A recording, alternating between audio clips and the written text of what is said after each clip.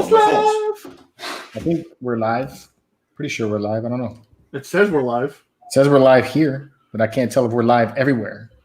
Well, Are we live? Yeah, it says we're live, I think. We are live. I think. Yeah, 21 people in the chat already. Yeah? Damn. Yeah. Starting us off good. Welcome to back. that Geek Show. Oh, shit. We live. The latest and greatest in the world of collecting news, video game, TV, and tech. And with me, as always, breaking this shit down is my brother from another mother, the Messiah of Monday night, the Funko, the king of pop, the Funko fanatic, the chubby geek. The chubby geek. Behold, and as I bestow upon you, your Messiah has returned. I am back to give joy to the masses. The Messiah has returned. And my other brother, my northern brother from Pennsylvania, my man, Junior the Statue Collector. What's up, bro? What's up, man? Long time no hang out. Long time. How you guys doing in quarantine? Well, going mad yet? Project's done anyway. That's good. That's good. George is more in quarantine than I am because I've been deemed a essential employee. So I've been trekking back and forth to work on a rotation. So I have ventured out into the wilderness. You guys being safe out there? You're trying to. Okay. I can't speak for everybody else, but you know, I'm washing my hands and you know.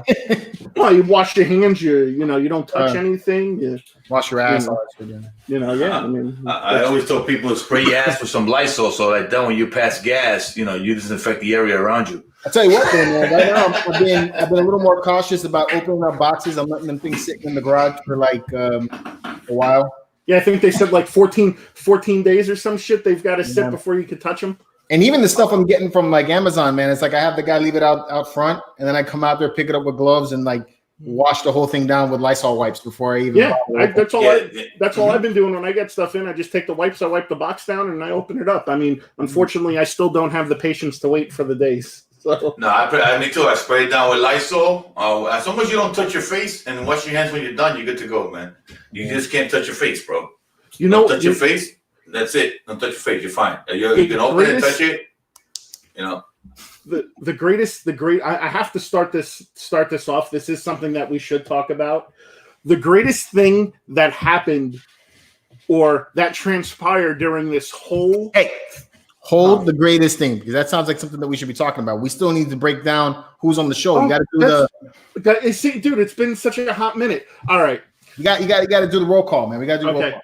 Okay. 44 people up here. So to the 51 people that are watching, the 51 people that are watching, the 11 thumbs up, and for the one fucker that gives us the one thumbs down every time, please go fuck yourself. All right. Oh no.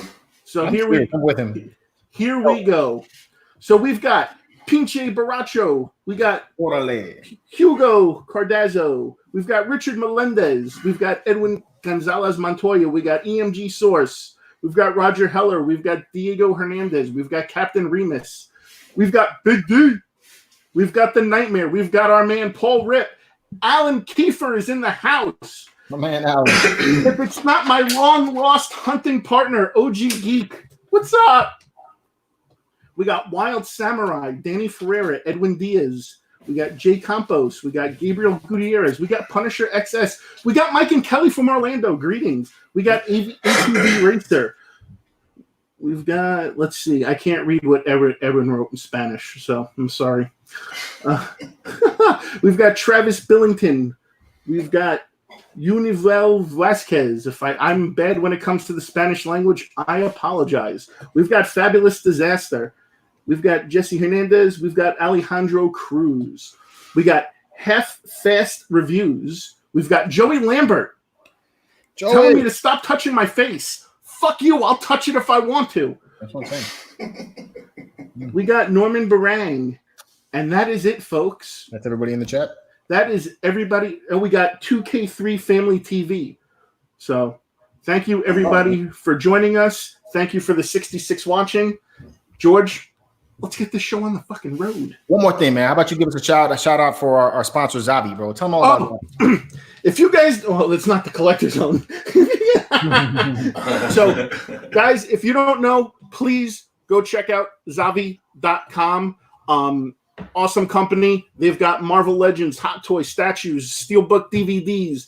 They've got the Hasbro helmets for the Star Wars, for the Marvel stuff, pops, you name it, they got it.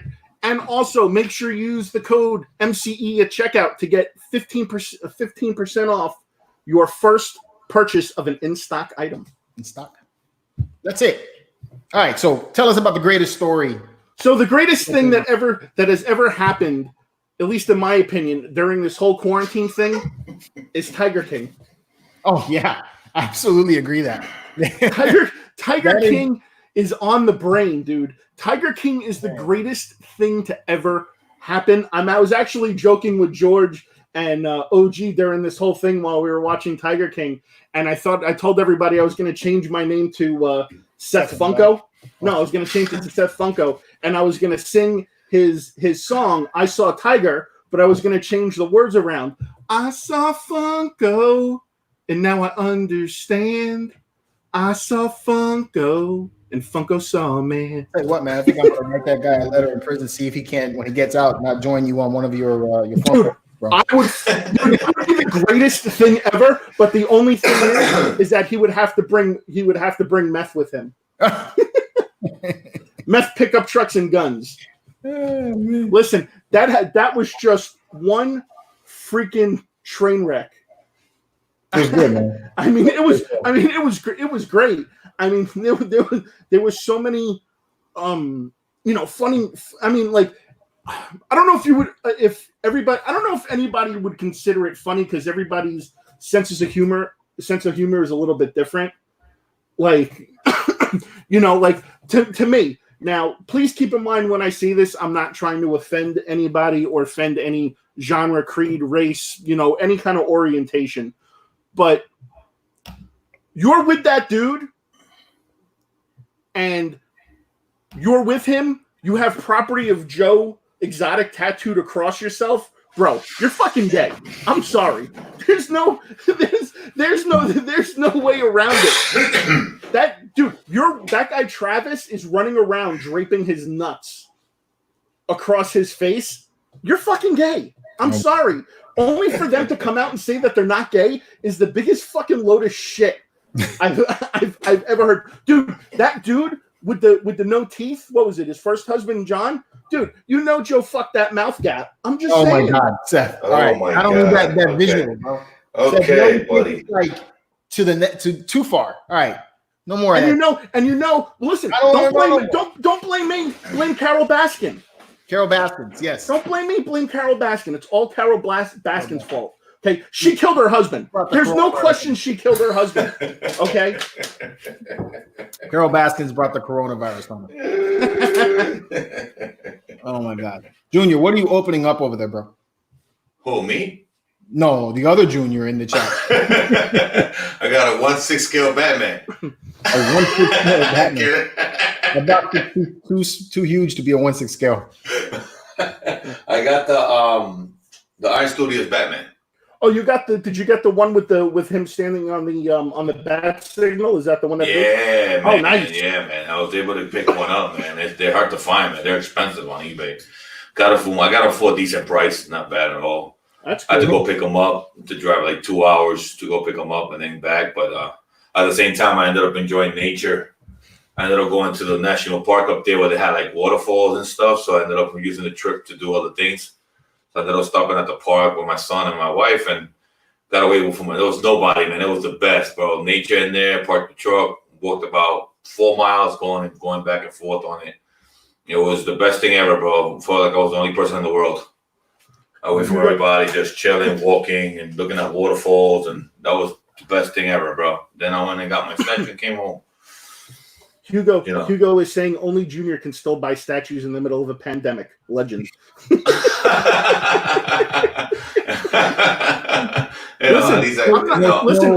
coronavirus will prevent him. Listen, I'm happy, Junior, that you're still going out and being able to buy statues and shit. I have not gone on a pop hunt in 2 weeks. In 2 weeks, this has been like the most stressful time for me ever because the only places are open are Walgreens, Walmart, and of course the place I hate the most more than anything, Target. What, you can't do any pop hunts in there? No, why would dude, I can listen. I can film myself going to multiple Walgreens. I could film myself going to Targets and Walmart and everything. It still doesn't have the same feel, man. Oh, man.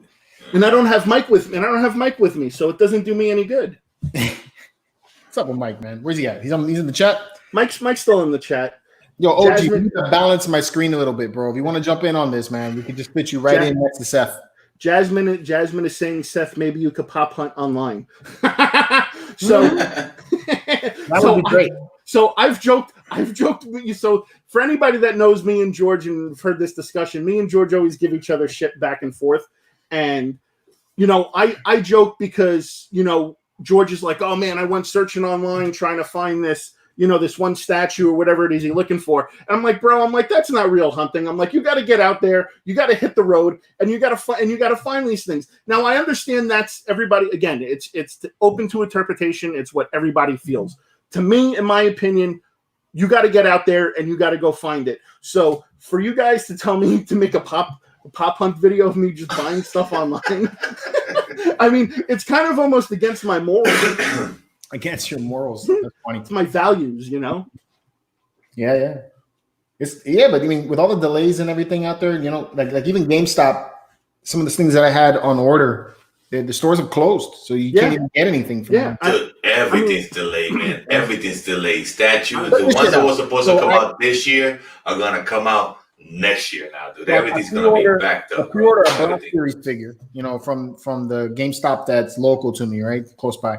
Pre-order this thing, and the day it comes out, I go in to go pick it up, and this is like a week or 2 weeks ago. So this is before Florida got their 30-day quarantine, and so I get in there only to find out that the store is like shutting down, like straight up, like they're closing the doors. Yeah, and it kind of like your pre-order is not coming in here today. I was like, fuck. So what happens? Do you get your money back? Yeah, they just took and ordered it. Now I gotta wait till May for it to come in, but it's gonna be basically coming to my door. Shipping is being weird to tell too. It's because like Amazon, and I think it's probably due to what happened there with the strike and everything. You're getting where shipping is got some crazy delivery time. So like I ordered a monitor today, and that thing's like not shipping until May 27th. So I'm like, shit. By the time that thing comes. I was supposed to get my I was supposed to get my what is it? My Captain America hot toy from Endgame. I was supposed to get that in like 2 weeks, and then they fucking pushed it all the way back now until June. Dude, there's a lot of man, everything, man. I got like fucking notices from Sideshow, Prime One Studios. Yeah, it's crazy. I already paid off my Cyborg. I already paid off my General Zod. I paid off my Black Suit Superman. They were all supposed to ship out. Now they all paid off, and now I gotta wait. They all got pushed back to the end of the year. Sideshow also pushed all of them back to the end of the year, and anything that was supposed to come out this year, don't expect it to come out this year. Now this stuff that's coming this year is gonna come out now in 2021. So whatever you have pre-ordered for this year, you ain't gonna see that to 2021, bro. They're backed up already with all the statues that needed to come out this year, and they're screwed, man. It's gonna be crazy, man. It's gonna be crazy, and I bet you we're gonna get Christmas or December or something like that. We're gonna get a rush. If everything's still good out there, everybody's gonna start receiving 5-6 statues in 1 month. They're gonna screw you like that. They always do that, bro. They always do that shit. The worst thing that's happened to me, I feel, during this whole quarantine thing is that I found a Facebook group with it's a buy sell trade group just for hot toys. So I've been like on a hot toy like spending spree. So I've got I got the John Wick finally. I got the Scarlet Spider. I got Spider-Punk coming in this week. When Well, from what? From where? From toys? It's a buy sell trade group on Facebook. Okay. I've been buying hot toys like a crazy motherfucker. You're hot, baby. You're hot. Keep it moving. Keep it moving. Keep it moving. There's don't the get troll. cold. Don't get cold. Don't get cold. Hot toys. Got that itch. Don't get cold. Don't get cold, man. You get cold, you start stressing out. Gotta keep it hot. Yeah. Hot toy, baby. So we watched Tiger King. Anything else that you've been watching on Netflix? Yes, I just finished season 3 of Ozark. Ozark, yeah. I actually want to watch that. Actually, I heard that's a banging show. Shit. I know. I want to watch that. I want to watch that. That's actually a good show. I want to get into that. I haven't got into it. Been watching Narcos. Narcos is good too. Yeah, I've been watching Narcos right now, and I also been watching what's that with Al Pacino, The Hunters. Oh, that was awesome. Oh, yeah. Yeah, I'm watching that too right now. Yeah, I'm watching a couple of show after show, and then man, you know the most okay. Seth was saying the most fucked up thing that happened to you in quarantine. Here's the most fucked up thing that happened to me in quarantine. So my kids are fucking driving me insane, driving me fucking up the wall. They run around like crazy little chicks, just all the fucking time, constant energy. They won't stop, right? So 2 weeks ago, you know, they see that the trailer to that movie Onward, and they want to watch Onward, you know. So I'm like, all right. Whatever. I'll take and buy it. $19.99 for that movie, right? Only for Disney Plus to put that shit on there for free the following fucking week. Wow. All right. I'm like, that shit was messed up. I'm like, and I heard it was a good movie though. I heard it was a good movie though. Oh, it was great. I heard it got great reviews. I've seen it like 3 times already. It's awesome. Yeah, I heard it got great reviews. and Frozen 2. Frozen 2 has been like on repeat, steady, you know. Just all I hear all day long. So 2K3 Family TV has a really good question. And you guys can answer it if you want. I'll answer it because I don't really care. Just curious, what are all your guys' budgets for buying toys every month? Endless. I really don't have a number. I mean, depending if I like it and I'm okay with it, I can buy it. I just don't. I don't know. I don't know. Yeah, I just don't. You know, it's kind of hard for me because like I'm kind of like a fly by the seat of your pants type of person when it comes to that. So it's like if I see something I want, I'll buy it. I mean, there's really no set budget, but I do know what my limits are. So I mean, obviously, you know, because of the pandemic and everything right now, I know I'm a one income family right now, so it's kind of interesting. I'm still working, and my wife, unfortunately, was one of the people who were laid off, so she's home schooling the kids. But and I kind of had to tighten the reins back just a little bit. But you know, we're okay. We're okay. I still have money to go out and spend. I have my devil in me moments. You know, I'm sitting in front of the computer and talking to myself. One side of me is telling me, "Yeah, buy it." The other one's telling me. Yeah, you got the angel pop up. Jesus loves a little kid. And don't call me because I'm a bad influence. That happens to me all the time, man. Like people want to know what we think what's going to happen in San Diego. Man, I honestly think that's going to get delayed. No cons. This year there's going to be no cons. You know what the worst thing that I think about that's going to happen? There's no cons this year. New York, forget about it. Is that I feel that that New York may not be touched by it, but it may still be, depending on what's going on. But that all the cons are going to happen towards the end of the year, and then you're going to end up with the situation that you don't know what con to go to. I don't think it's going to happen at the end of the There's year. no way I'm going to be able to go to all of them anymore. I don't think. But you think they're going to be con at the end of the year? There's not going to be none, George. I'm waiting for MegaCon to issue another delay or cancellation because we're quarantined for 30 days, and I think that's going to. Well, they're not going back until June, so we're quarantined until May. Yeah, until May. So we'll see where we're at that point. Disney's closed indefinitely, which I got an email. I got an email from them today about our passes. What did they say? It was just like, oh, you either have the option of continuing to make your payments, or what you can do is you could put a stop payment on, and then just pick up paying again once the park opens. But the thing is that if you do that route, they won't add on. If you stop paying, they won't add on months at the end for the time that the park's been closed. If you continue to pay, they'll add on the time that the park's been closed, so your expiration date will get pushed out. I'm gonna keep paying. I mean, why not? I mean, I don't give a shit. Everything's gonna be delayed, man. You're not gonna see anything this year. I mean, look, but put it this way. Can I ask you something?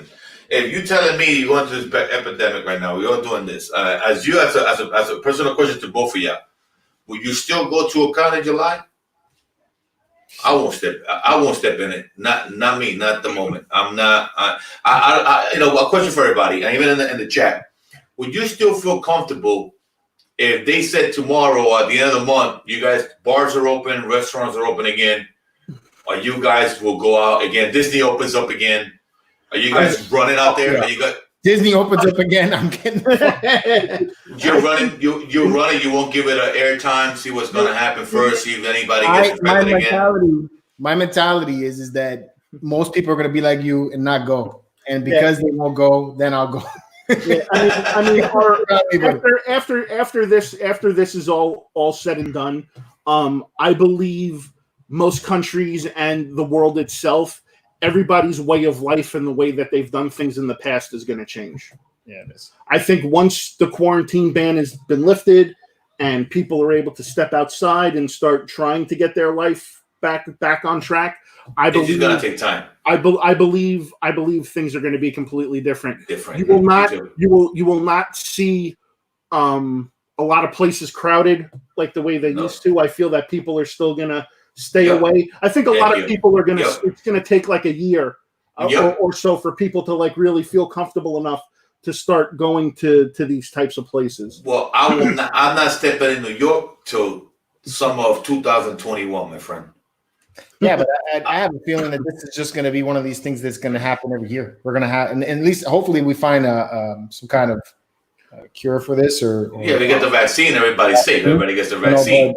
But my opinion, this is going to end up becoming just like the flu or anything we're going to have. No, the way to stop it is for people to stop eating weird fucking creatures. All right. No, you got to be careful. You know what? I got kids at home, man. You know what I mean? I got a little guy at home. I got all the kids I got to worry about, and it's cool and all that. But you know what? It's going to take for me a little while for me to get out there and go to crowded places or go to freaking cons or you won't see me there, man. I'm going to probably, you won't see me do any of that shit till the following year because I'm not touching it. I'm not, I don't want to bring anything back to my little you have nothing to worry about because you don't eat the fucking heads off of bats. Okay. So you're okay. What? We said? Seth trying to. No. That's how it happened. That's how this whole thing started by this one dude fucking eating a bat head. And then the shit spread. People are fucking eating dogs and rabbits and cats and all kinds of fucking crazy ass shit. And, what do you think? You're fucking Ozzy Osbourne? You bite the head off of a fucking bat and you don't expect anything to happen? The reason Ozzy never got it is because Ozzy was so doped up on whatever drugs he was taking that it blocked the bat poison or whatever it was. I still go out. I still party. I still do my day. I'm just more now into nature shit. More out to parks and walk around where there's open places. Lakes and stuff like I did today, where it was not crowded. Still enjoying nature, but it gives everybody also a perspective. Everybody. I don't know about you guys, but everybody was so concerned with working every day, like me, not spending time a lot with the family. Always, missing the good things in life, which is, spending time with your family, your kids, taking them outside.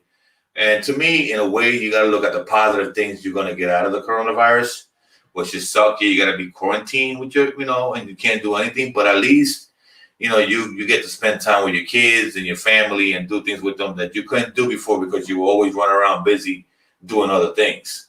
So, you got to see things on the bright side of things, too, sometimes, Yeah, it sucks, but at least you're one of the lucky ones. You're not that doctor or that nurse that has to go to work every day in those hospitals that have a high chance of getting infected. It's my sister. And people complain about staying home while other people got to be in the middle of everything and, risk their life. I know we need to go to work. And we're not even supposed to be like on the subject like this, but we're here anyway, so fuck it.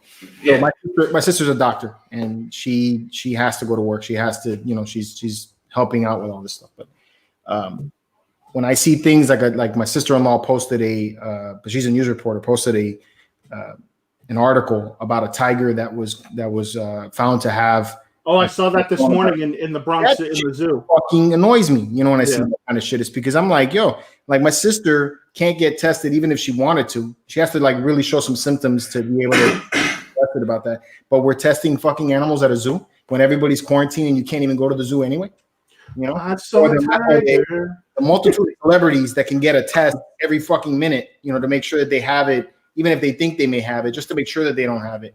But the people that are helping us at the hospitals aren't being tested and then showing back up to work, possibly having the virus and then infecting more people.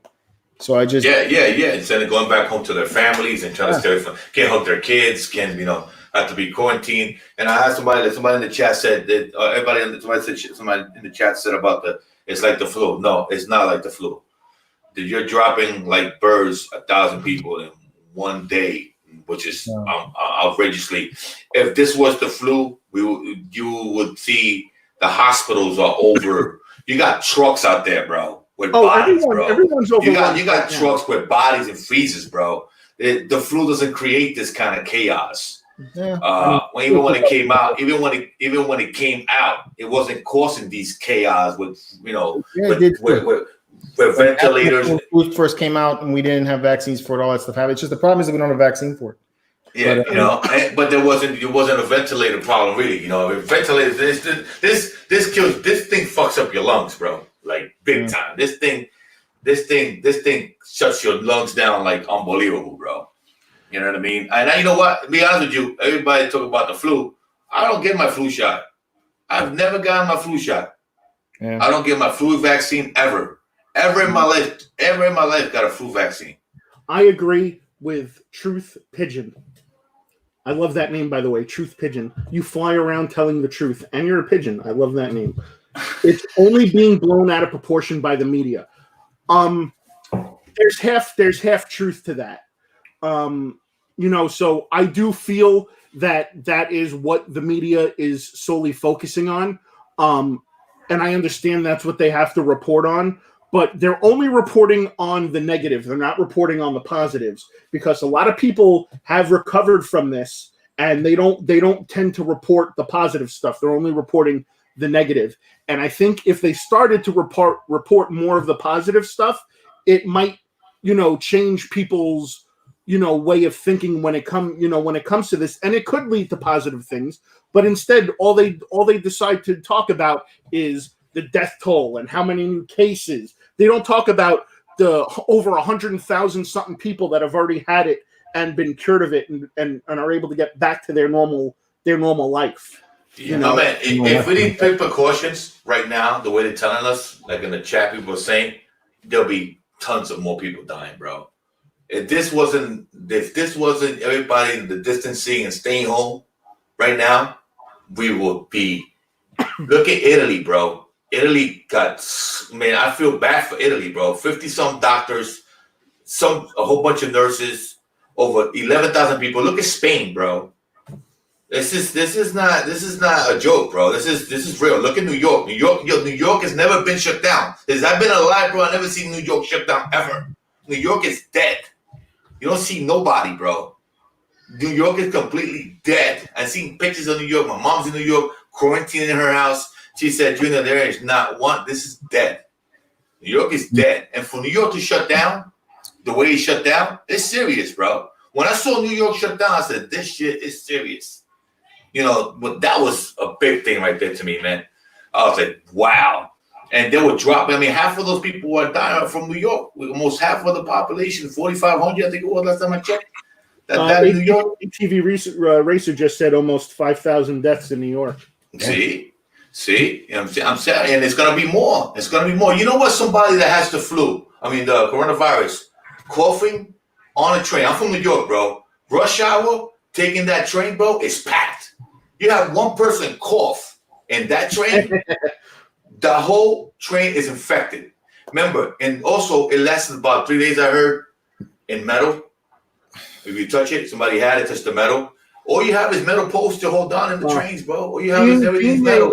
Being a former New Yorker, I think it's safe to say that, New Yorkers think they're basically, most New Yorkers are immune to most things. Shit. We've seen rats carry a slice of pizza down the staircase in a subway.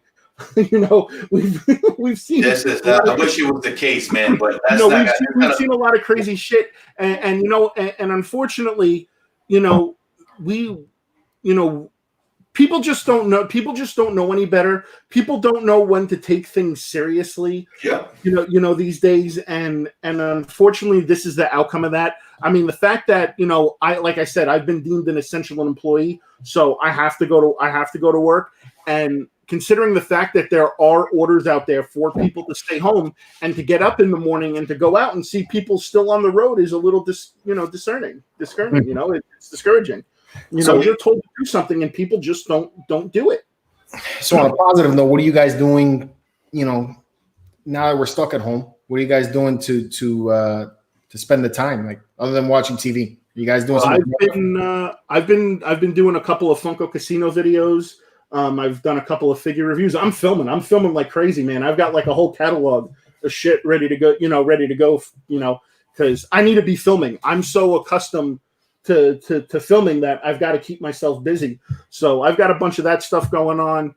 I actually turned on my PlayStation. It's been months. I finally turned back on my PlayStation. Downloads, huh? I'm surprised. Yeah. Dude, I went out yesterday and I bought the new Call of Duty Modern Warfare. I put the disc in the PlayStation. It installed the game super fast, and then all of a sudden it's like, oh, you can't start the application. There's a download. Dude, this download was 90 gigs, and it said it was going to take 14 hours to download. I'm like, that defeats the purpose. I wanted to play the game. And all the map packs came out, so you're probably downloading all that stuff behind it. Yeah. When you get 90 gigs worth of stuff. I mean, it's crazy. Now I remember why I don't turn on my PlayStation. That's true, man. Every time I turn my PlayStation on, there's some download needs to be done. Drives me nuts. I'm still working. I'm still working. I'm still working. Thank God. I going to come from my house, jump in my truck, go to somebody. So it's funny because people still want me in their house. Yeah. People still want me in their house and do the job. I'm like, you guys okay with it? It's like I'm not a big company, so I have two guys that work for me. We just do what I need to do and just jump in from my truck to their house and then from my truck to my house. So when I go to their house, I explain to them, look, I need you to stay away from me. I stay away from you. And, and then we do my job and I get out, and I always ask them, can you, disinfect, the doorknobs for the bathroom and disinfect the doorknobs going in and out of your house because those are the only ones I'm going to be touching. I would bring my Lysol can with me and Lysol just to double check, just to double do it myself. Lysol again, the knobs in the front, Lysol the bathroom if I need it. And I have a mask that I wear and I also have sanitizer in my truck. So every time I jump in my truck, even if I bring my son in my truck or my wife in my truck, I just Lysol my truck real quick. I close the windows, let it just freaking marinate in there. And then I just open up. The biggest thing that people gotta understand.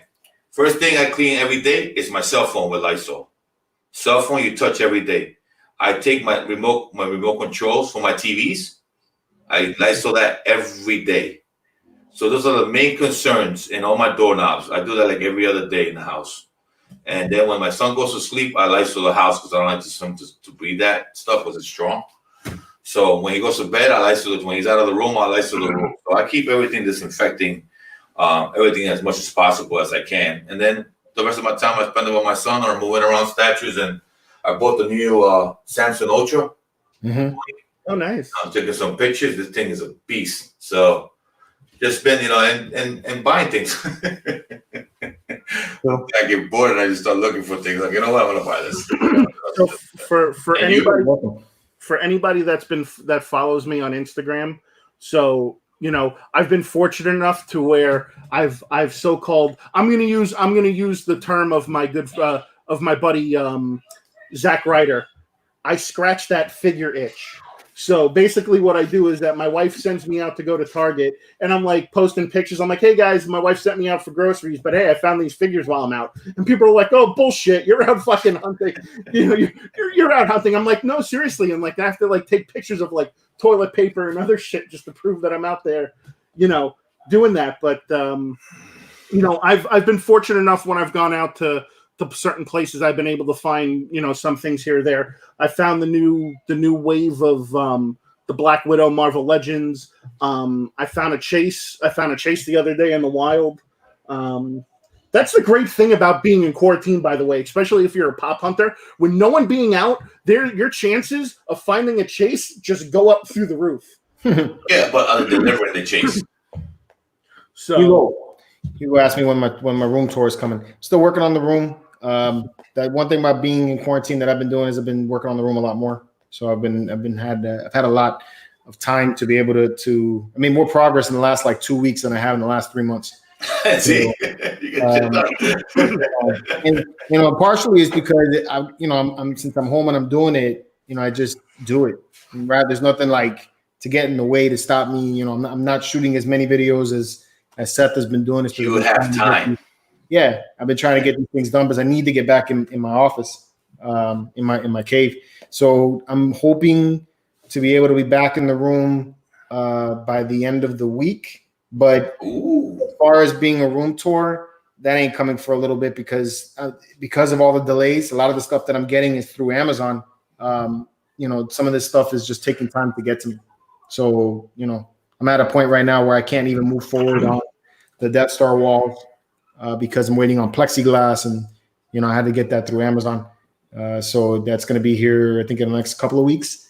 So what I plan to do is have parts to how I'm building the Star Wars room. So there's going to be the first part's going to be how I did the Death Star walls. I'm also building a weapons and helmet rack so that it's going to be kind of recessed into the wall, and it's going to have all of the Star Wars helmets that I have, the weapons, the lightsabers, the guns and stuff like that I'm picking up that I'm going to have in there. And then I have the statue wall, and then I have 2 pedestals that I'm going to build, and then I'm doing more. That's something too. The more I'm here at the house, the more I'm watching other YouTube videos, and like there's a guy I follow now called Smuggler's Room. God damn, I love that guy's shit.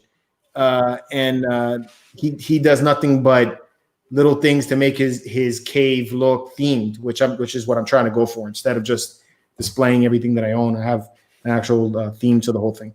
I'm really excited to see it, man. I'm excited, man. I'm fucking excited to see it, man, because I already saw the pictures that you got the idea from, and it's gonna look insane. Yeah, so I mean, it's gonna look insane. I've been having a blast with it, and now that I'm actually making progress with it, I'm feeling good about it. One of the things that bugged me for the while, because I started it in January, and then I had Japan that I went to, which would then I read it following after Japan. There was some work, then this whole coronavirus thing hit, and my job just went bananas. Corona. I've been more busy now with my main work than I ever have been because of this, because there's more people working from home, which is putting more work on me, and and it's caused that's also gotten in the way. But then so I'm having fun with it, man. I can't wait to show you guys it, and I'm really excited to get done with this already. Well, at the end, that's the good thing. When you're done with something, that's the reward, man. Yeah, man. Yeah, it's gonna be like, what the fuck? This looks dope. I know. I've already been lining up some of the stuff in the room as far like the statue wall is done, and then like I said, I have that like recessed. So then I thought it'd be kind of cool if I made it look like I don't know if you guys know what the hall the Millennium Falcon's sections that lead you into each room. There's like an archway, and the archway has these like pads that line the archway. And so then I start thinking, I could take a do that, to the opening and give it that kind of look. So it's been nuts. I got a sneak peek. I've been getting sneak peeks at what he's been doing, and I got to tell you, I'm just as excited as you guys are to see the finished product, because what he's done so far is absolutely nothing shy of amazing. Yeah, I've been seeing a couple of things he's been working on. I can't wait to. Dude, yeah, I can't wait. Dude, it's gonna be sick, bro. It's gonna be sick. When you need to set it up to when you walk into the room, you say Amazon, turn on room, and all of a sudden it goes and everything just turns on and everything. And I'll be like, dude, that's fucking awesome. That would be dope. I want to if I had the thick enough wall, I was even looking into trying to find a way to make an automatic sliding door. Make it. You gotta make sound effects. Whoosh. Yeah, I know. Well, you can do that. I think you have to get yourself hydraulics. You can do some hydraulics. Yeah, you need the hydraulics, but you also need to have a pocket door already working, or a thicker wall to be able to handle. To be able to pull the door. Those are a bitch. Those pocket doors.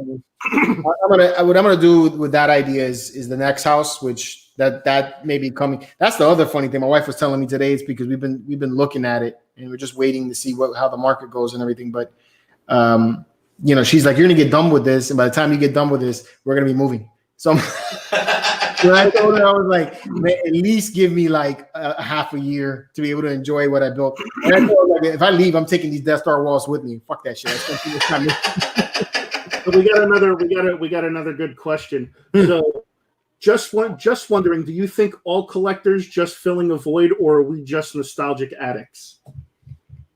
I don't know. I think that what the thing is this. Here's my thoughts on that. So I feel that the marketers that are the people, the studios and who they hire to market their stuff and everything knows how to hit us in the nostalgic court. They take you and they show you the Ninja Turtles and they show you them, what they, from the movie, and you're like, yeah, I'm into that shit. And then like 6 months later, they come out and they're like, here's the one from the cartoon, and you're like, yeah, I'm into that shit. And like, how many Ninja Turtles do you really need to have in your collection, unless you're a really big fan of Ninja Turtles? But I think what ends up happening is that they hit you with that, and then you almost feel addicted. It makes you addicted to it, I think, more so than we really need to feel a need. Because I find myself sometimes that I get things, and then a year later I'm looking at it and I'm wondering, why did I get that? It's buyer's remorse. I don't know about buyer's remorse. I think it's just you start thinking like, was I really a big fan of that? Like that. I don't know. I can tell everybody right now, it's just filling a void. It's filling a void. Well, I'll tell you what. You guys talk, I'm gonna build this fucking thing, George. Yeah, man, build that shit, man. What you been doing? Build this shit, dude. I'm psyched up to fucking thing. All right, so while Junior's building, I actually got something really cool in the mail that I wanted to share with you guys. When you showing us his ass crack. I did what'd you say? Yeah, Junior was showing us his ass crack there a little bit. Wow, you're looking at my ass, bro. Hey, my girl might get jealous, bro. Bro, that's a sexy Puerto Rican ass. Well, crack kills. So I did I got messaged on Instagram through a buddy asking me if I had any Star Wars pops for trade. Mm-hmm. So I was like, yeah, I got some stuff. So I was like, what do you have to offer? And he was like, well, I have this autographed pop. And I'm like, oh, well, that's cool. I don't really have any autographed pops per se in my collection. So I actually did the trade. I got it in today. So I figured I would save it for tonight to do a geek show. I'm going to open it up for you guys right now to show you what it is. So it's definitely something super cool and definitely does hold meaning. So without further ado, well, you got Jack right. Well, thanks for spoiling it. This thing also came with a stand, bro, for the head scope, man. This is I got an autographed Zack Ryder pop. Who gave you that? So a buddy of mine on Instagram traded me. I gave him a couple of the Star Wars pops that I had, and he sent me this in return because he's not big into wrestling, and he knows I am. So this is awesome. Whoa, you know it. So this makes it even more cooler because if you guys have seen any of our videos and our posts, you know that when me and George went to Galaxy's Edge, we actually got to meet him. He was there just walking around, and we got to meet him, and I got to talk to him a little bit. I think it's kind of funny that he's a big Star Wars guy also, and you traded all your Star Wars pops to get it. Wow. Yeah, so it'll actually go up above my head where all my WWE stuff is, but it is really cool. Zack Ryder, woo. The Long Island Ice Z. Nice. So this is super cool, and not that he needs the plug, but I'll give him the plug anyway. If you guys haven't anyway, go check out his YouTube channel that he does with Kurt Hawkins, the Major Wrestling Figure podcast. Dude, him and Kurt Hawkins are actually really awesome, and I'm hoping that I get the chance when I go to New York next time that I could run into Kurt Hawkins because he seems like a really nice guy. But yeah, Zack Ryder was super awesome. He was cool to take the time to talk to me, and yeah, it was just super cool. So again, if you guys haven't, go check out the Major Wrestling Figure Podcast. Woo woo woo, you know it. By the way, people in the chat, what did you guys think about our thumbnail today?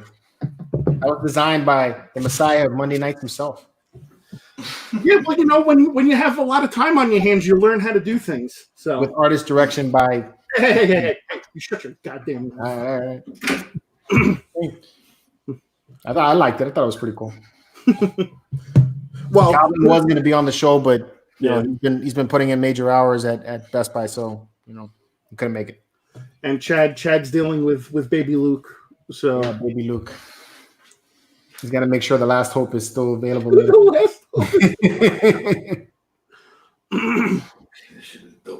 Wow. Okay. Yeah, I think it's pretty badass. What? Let me see. You know what the funny thing is, George? Yeah. I have the actual smaller scale of that statue he's building right now. Yeah, I know. I saw this one at San Diego Comic-Con 2017 or 2018. Can't remember. I think it was like 2018 when I saw this one. This one was my favorite Batman statue. This one? Yeah, with the blue version of this one, but still, this sculpt, I like this one the best. This is dope, dude. Wow, unbelievable. I passed on this one, bro.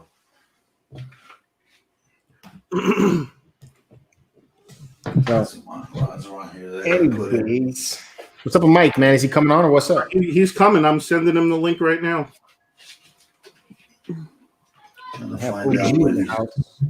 Live isolation unboxing featuring the man, the myth, the legend, junior statue collector. Hugh, we're coming in with those awesome comments. Before I even decided to come up with or start the video, I put a post in the Marvelous Night asking them what they wanted to talk about. We had my man Big D in the house for a little bit. If y'all don't know Big D, Big D is one of our moderators on Marvelous Nights, and he sleeps early. You know, his viejo self, he needs to get his sleep. So I guess this didn't know it, huh? So he said that he was going to come on for 15 minutes before he had to take his nap. All right, so he's going to come on. Well, he was already on. He stayed on for a little bit. Got Craig Walker. So Craig Walker is he has his own YouTube channel, and you announced that he was on the show. I just can't remember the Half Past Reviews. I think is what is the name of the channel. Forgive me, Craig, if you're watching, bro. I love your videos. I can't remember the name of the channel for the sake of my life right now. Had already a few beers. Anyway, I think it's called Half Past Reviews. I'm pretty sure that's what it is. If you guys haven't checked that out already, you guys should. It's pretty neat. He does statue reviews, but he likes to do these little intros that have something going on in there, something with special effects usually, and I think it's pretty good. It's done very well. It's funny.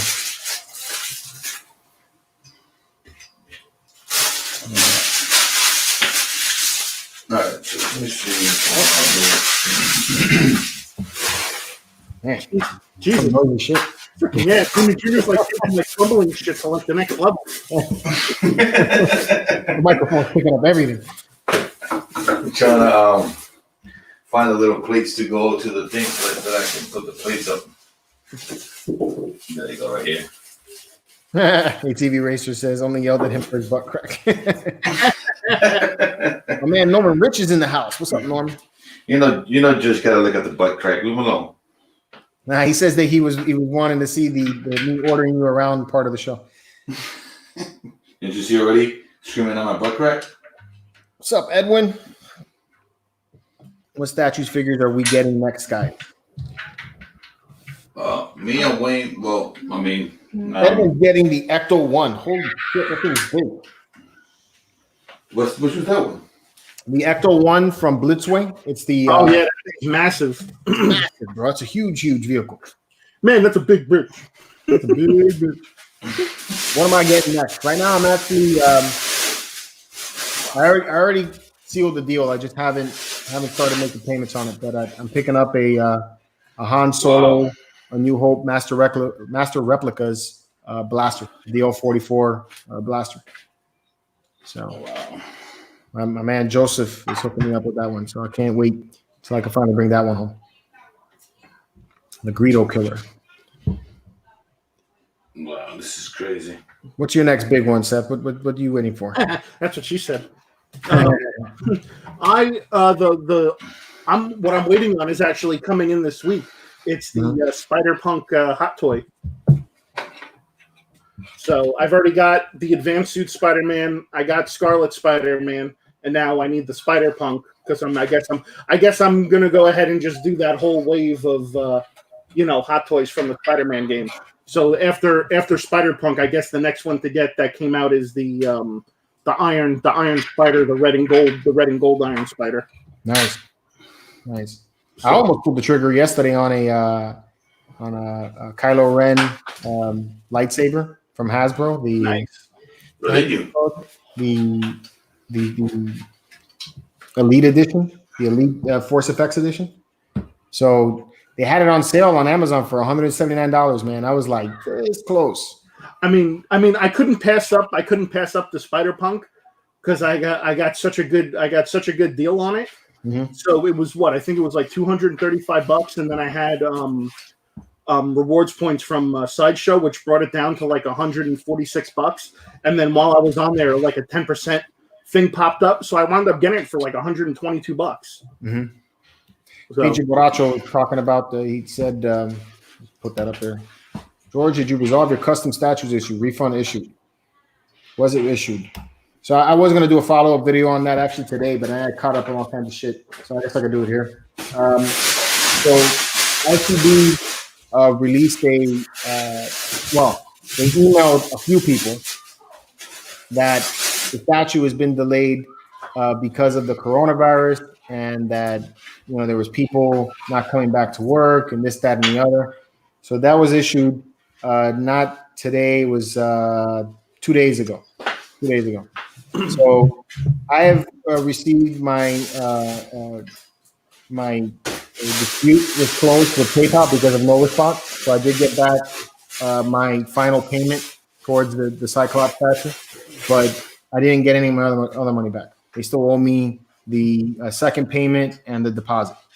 And they just released this email out yesterday, like again, to a few people, which annoyed the fuck out of me when I saw it, because I'm looking at this shit. I'm like, okay, so when I'm shooting you emails back in fucking January, and asking for an update about this so that, and other people are asking about this, you're not fucking responding to anybody.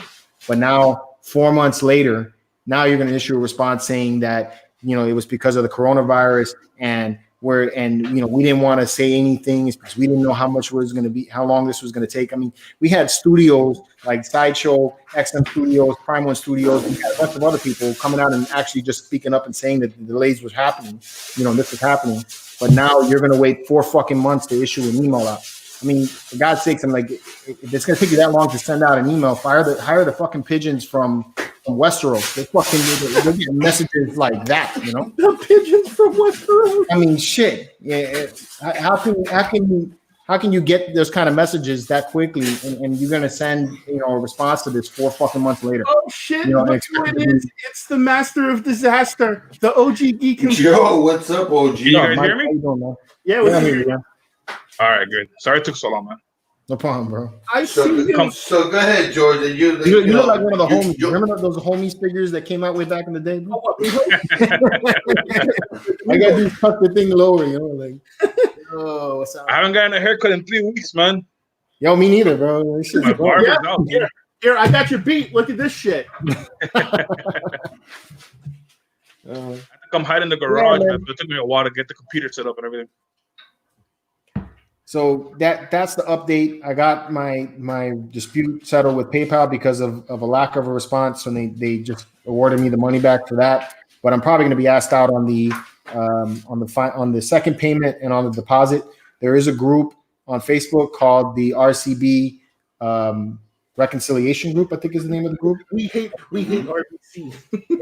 And on there they have links to a claim that you could put through with the police in New York because they believe that this guy's address is in New York. But honestly, I don't believe that shit. I don't believe the guy lives in New York and probably lives somewhere else. His name probably ain't even fucking Lewis. It's probably something else, like Dick Sucker. I don't know. But he just it irritates me. This fucking subject irritates me to no end, and I don't even like doing those type of videos like I did last time. But it's I felt like I didn't want anybody else speaking for me, and I didn't want I wanted to make people aware about what happened and let them know that this shit does happen. But yeah, it doesn't look like I'm gonna get my money back other than what I got. Jose Vasquez right now with the comment of the night: OG Geek in county jail. LOL. you might as well. Don't wish that upon me. You might as well be, bro. You've been locked up for over 20 something days already? It's going on 3 weeks now, bro. Oh shit! Dang. I haven't left. What have you been doing? Dude, I've been watching a lot of TV, playing with my kids. I mean, there's nothing to do out here, dude. I live in the country. Yeah. So once in a while we go out there and I have some BB guns and stuff. I fill up some cans. Y'all had an airport that caught on fire or some shit, right? Yeah, bro. I can see that shit from my house. Huh? Really? Yeah, man. I don't live far from the airport. I live right next to it almost. Oh, okay. But yeah. The funny thing is that I used to work out there, but I used to run a towing service. And I had a contract with Enterprise and all these people. So I know exactly where it happened. That's crazy. Yeah, they have at least 5,000-6,000 cars out there. So they're so close together that one caught fire and there was a chain reaction.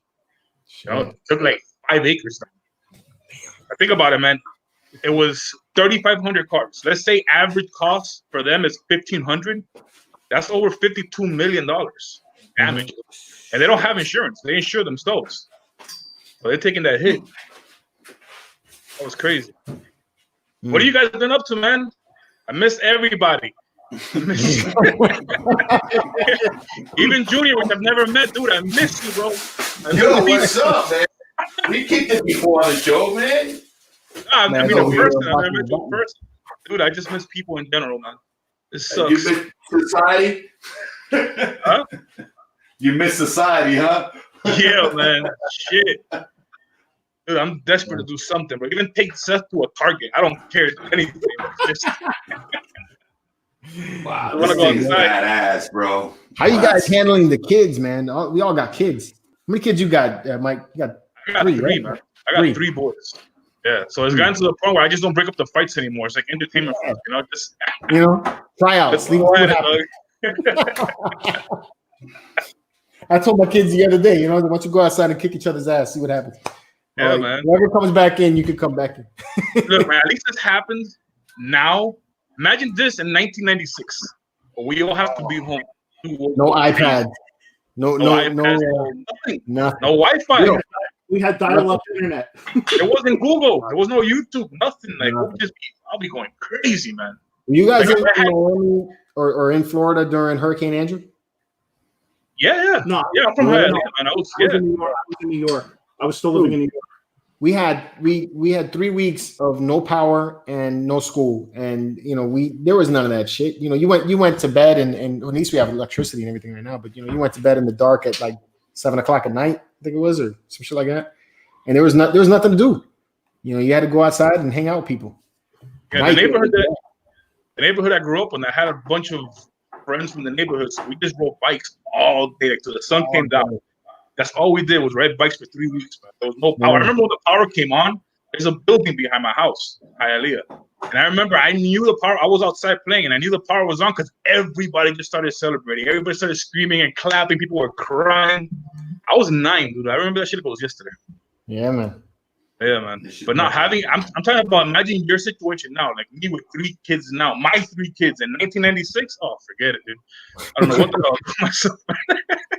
At least now they all got iPads. They got iPads, they got phones, they got PlayStations, Nintendos, they got everything. So, and they got school too, which sucks. I mean, it sucks for my wife more than anything because she's the one, I'm not going to lie, she's the one doing all the school stuff. Yeah. Like, it's not even that long. It should be longer.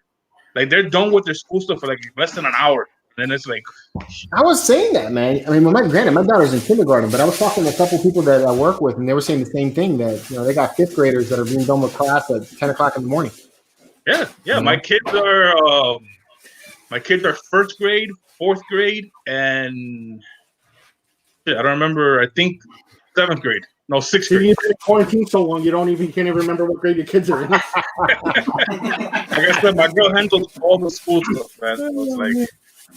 But yeah, man, it's not that long. It's really quick. It's a few questions here and there, and then I guess they go on with the teacher like once a week. I mean, I'm in Lee County, so I don't know how it is in Broward or Dade, wherever you guys are at, but over here, it's like I mean, my kids, my wife. What is it? Ethan has, he's in sixth grade, and he has, I think, like 3 or 4 times throughout the day that he's actually got to do video chat with his teachers throughout the day. Yeah, throughout the day. He had one today. He had a video chat at 8:30 this morning, 11:30, and then 2:30. So it's like, Melissa gets stuck dealing with both of them all day because Jake's doing his kindergarten stuff and Ethan's trying to do his stuff, and they try to get through it as fast as they can. So at least they have somewhat, of a day. But Ethan gets a lot of graders get a lot of homework for some reason. This kid gets a shit ton of work to do. He's got all kinds of projects and the Batman signal. The Batman signal lights up. Yeah. Oh, we got a light up. It's awesome now. It has a light up feature. Making it big. God, that's cool. That is dope. And does that have the Joker? That's my favorite Batman statue, bro. Does that have the Joker smile painted on the bat signal? Yeah, that's dope. This shit lights up and everything, bro. It's got the switch out mouth. Yeah, I love the shit about that, man. This thing is dope, bro. What? Yeah. Look at that. That's cool. That's pretty dope, man. What? I can't look at a bat signal the same way. Ever since me and George did the Batman review. I mean, look at the head scope on that, man. Yeah, it comes with a little bust for it. That's nice. Yeah, look at that. Yeah, that's the portrait I like right there. What? Oh, so speaking of Batman statues, hey George, how fucking pissed are you right now that Prime One decided to make another Hush Batman statue? Yeah, I know.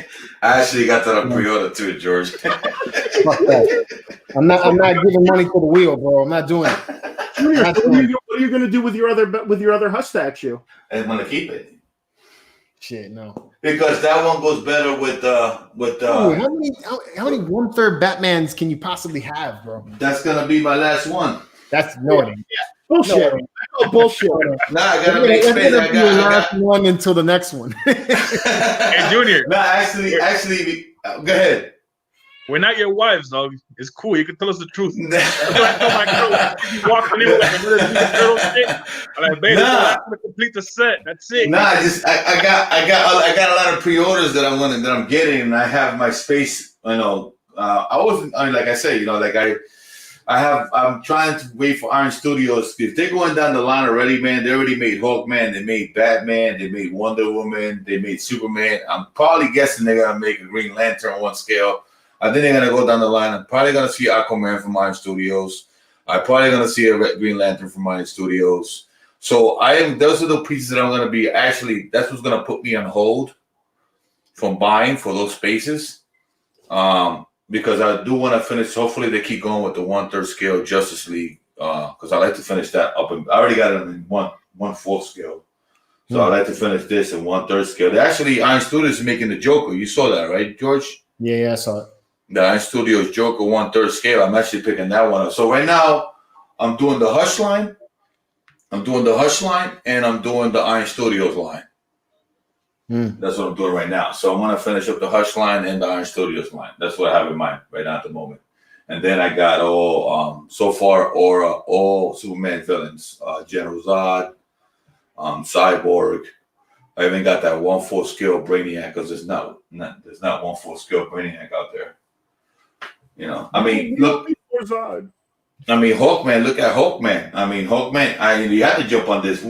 Let me tell you something. Right now, I don't even know whenever you're gonna see a Hawkman at that scale ever again. I don't know who's ever gonna make that. I mean, unless Prime 1 makes it. But other than that, that's going to be the only 1/3 scale Hulkman out there, bro. Yeah, see, that's what irritates me about the Hush Batman. Even though I love the new Hush Batman, don't get me wrong, man. But when the last Hush Batman came out, we were like, man, when's the next time you're ever going to see a Hush Batman get made? Hey, a year later, we got another fucking Hush Batman. So because you know why people were complaining about the crouching. People were saying that it was not set up right with it doesn't sit right, which I agree. Let it marinate for a little bit, man. Do the other characters and then come out with that one afterwards, I guess. But I mean, I love that new one though. Yo, OG, got a question for you, bro. Yeah, that is. Question for the OG Geek. What's your favorite Ninja Turtles toy? I like Gecko. Favorites? That's a hard question, man, because there are a lot of dope ones. I mean, okay, so this is the thing. Like, with everything I currently have, like, I remember when I was a kid, I used to have one that, like, and I bought it too recently, but it doesn't have the pizzas to go inside of it.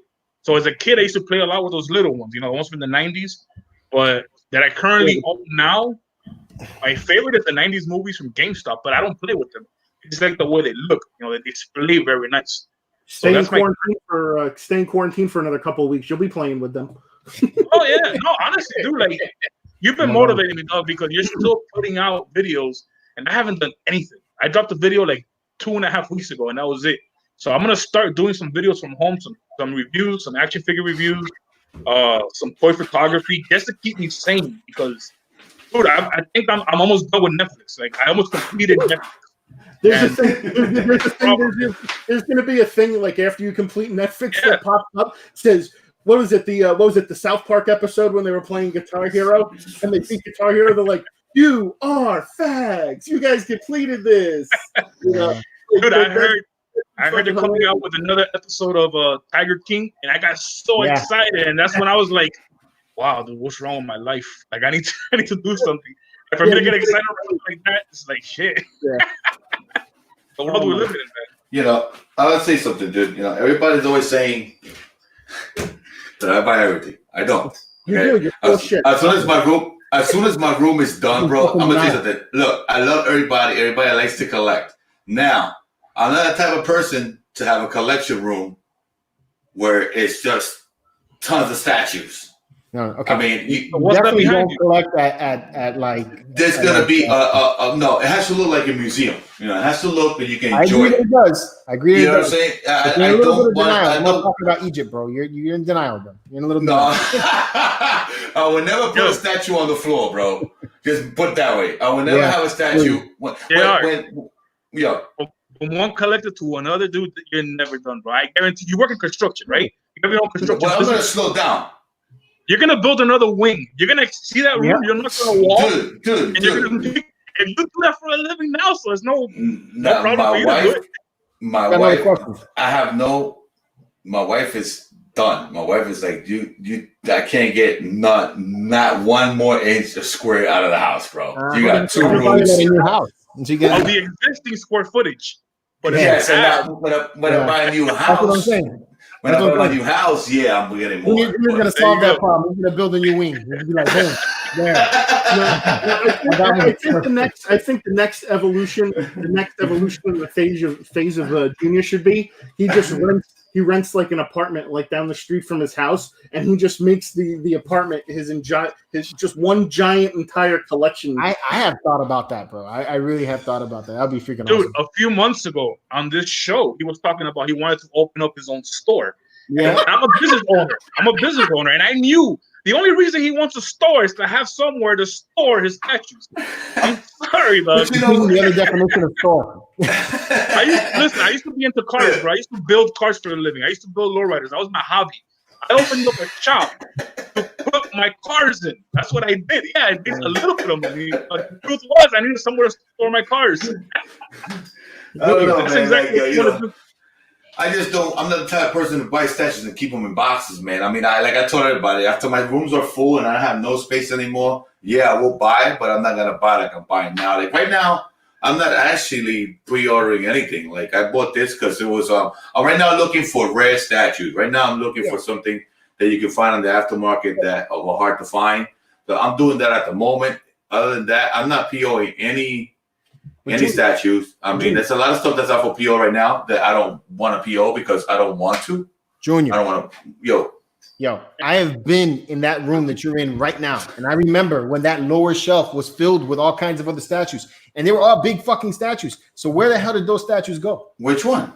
That room right there, bro. You had all where all Junior statues. The prime ones are there right here. You see the pictures? They're all on the wall here. They're on the wall. Exactly. At the time that I went into that room, I said there was no possible way that you could fit any more 1/3 scale statues in there. And what you did was adjust the room and manage to make it work where you could fit more. You could fit at least 10 more.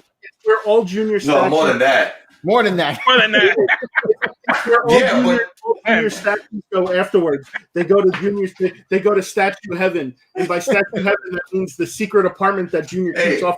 Yo, Hannah wants to know what your most anticipated PO for this year is, and that's the same question for everybody on the panel. I don't know, man. I don't know. Junior's just hoping to get a statue in 2020. That's what it is. I really don't know, man. I mean, the only one I can say that I can't wait to get is like, I mean, I got a lot of good ones that I want to get already that I already paid off. I mean, I actually say my next one will be Poison Ivy Hush. Mm-hmm. That's basically my next one I'm thinking. Other than that, my Cyborg Superman's another one that I love to get. Cyborg Superman looks dope too. So there's a lot of ones. There's a lot of good ones out there that I pre-ordered the Mandalorian hot toy, but I don't think that's coming out this year though. No, I think it was supposed to come out at the end of the year, but it's not. Which one did you pre-order? The first one, not the one that comes with the child. Yeah, I messed up. I got that one. I got the one with the child. I got that one, and it because of Seth. He's the one that showed it to me. He's a bad influence, bro. So the same day, I pre-ordered that one, and I pre-ordered the heavy. What is it? Heavy. Oh, the heavy gunner, the heavy gunner, heavy artillery one. Yeah. So those came out around the same time, I guess, right? Yeah. I got the heavy gunner on order too. Hugo says Tiger King is weak. Wait for Statue King in 2023 with Junior. Yeah. I saw statues. Now I understand. I want to get a custom made up for that shit, bro. I've been trying to find somebody that does some badass scopes and get a Joe Exotic hot toy. There's a guy. There's a guy that does it, bro. Or not, I've seen a couple. Yeah, there's the guy that's on Instagram. His name is Funko Boss, and he made a custom. Of Funko Pop of Joe Exotic. Awesome. What's up, Chris? So Chris is going to have Mike Rome on the show this coming week. Seth? Hey, dude, Mike Rome. Why does that name sound familiar? WrestleMania. He's one of the announcers or some shit like that. Oh shit! I'll have to check that out. Congrats, Chris. I don't know how you pulled that off, but good one, man. 2K3 wants to know what is the Holy Grail for all of us. Ooh, that's a good question. Oh, the Holy Grail. Well, you gotta be more specific though, because like with me and Seth, we collect more than just statues. So it's like I have a Grail for Pop still, believe it or not, that I would like to get, and I have Grails for figures. So I guess it depends. You guys go first. We all collect all kinds of different things, though, man. I collect more than just statues. There's more to me than just statues. Yeah, but I'm sure your Grail piece will be a statue. You're a statue guy, right? I don't know. No, I've already reached my point of the statues that I feel I would chase after. My Star Wars Mythos line was. Part of me feels George's line just a smidgen. I think if George was able to get the life-size Han Solo in carbonite piece, he would find a place to put that in his house. First of all, I wouldn't buy that. It's because I believe that the $5,000 or $10,000 that they are charging for that is a total fucking waste of money. So I'm just not going to buy that. I would make that. There's no doubt that I would do that, which I'm planning on doing. But no, that's not the case. I've as far as statues go, my Mythos line is what I was chasing after. I got it. So everything else that follows at this point is just other things that I do like, but not necessarily one that I would say is my Grail. Now I'm hunting down some of the prop replicas. So I've already picked up an Obi-Wan Kenobi lightsaber. Like I said before, I'm trying to get this Han Solo blaster. I really, really want a Boba Fett rifle. That's another one that. So like you, Mike, I have a Grail for different types of things. So if you could pick one thing to answer this man's question, or this person, I'm sorry, I forgot who it was. What would be the one thing? You could buy one thing. You got all the money to spend. All the money to spend. Yeah, doesn't matter. Now, does it have to be? Does it have to be collector related, or can it be anything? Well, this is a collector's channel, right? I mean, I'm guessing they're talking about our collection. I'm guessing. We could throw in cars in there, stuff like that. That's gonna get out of hand, you know?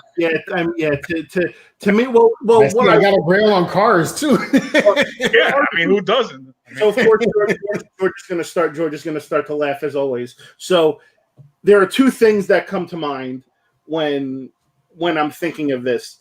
To me, one of them would be an autographed baseball of the core four from the New York Yankees. And by core four, that's Derek Jeter, Andy Pettitte, Jorge Posada, and Mariano Rivera. So if I could ever get an autographed baseball with those four signatures on it, I think at that point I can say that I've hit the pinnacle of my collecting.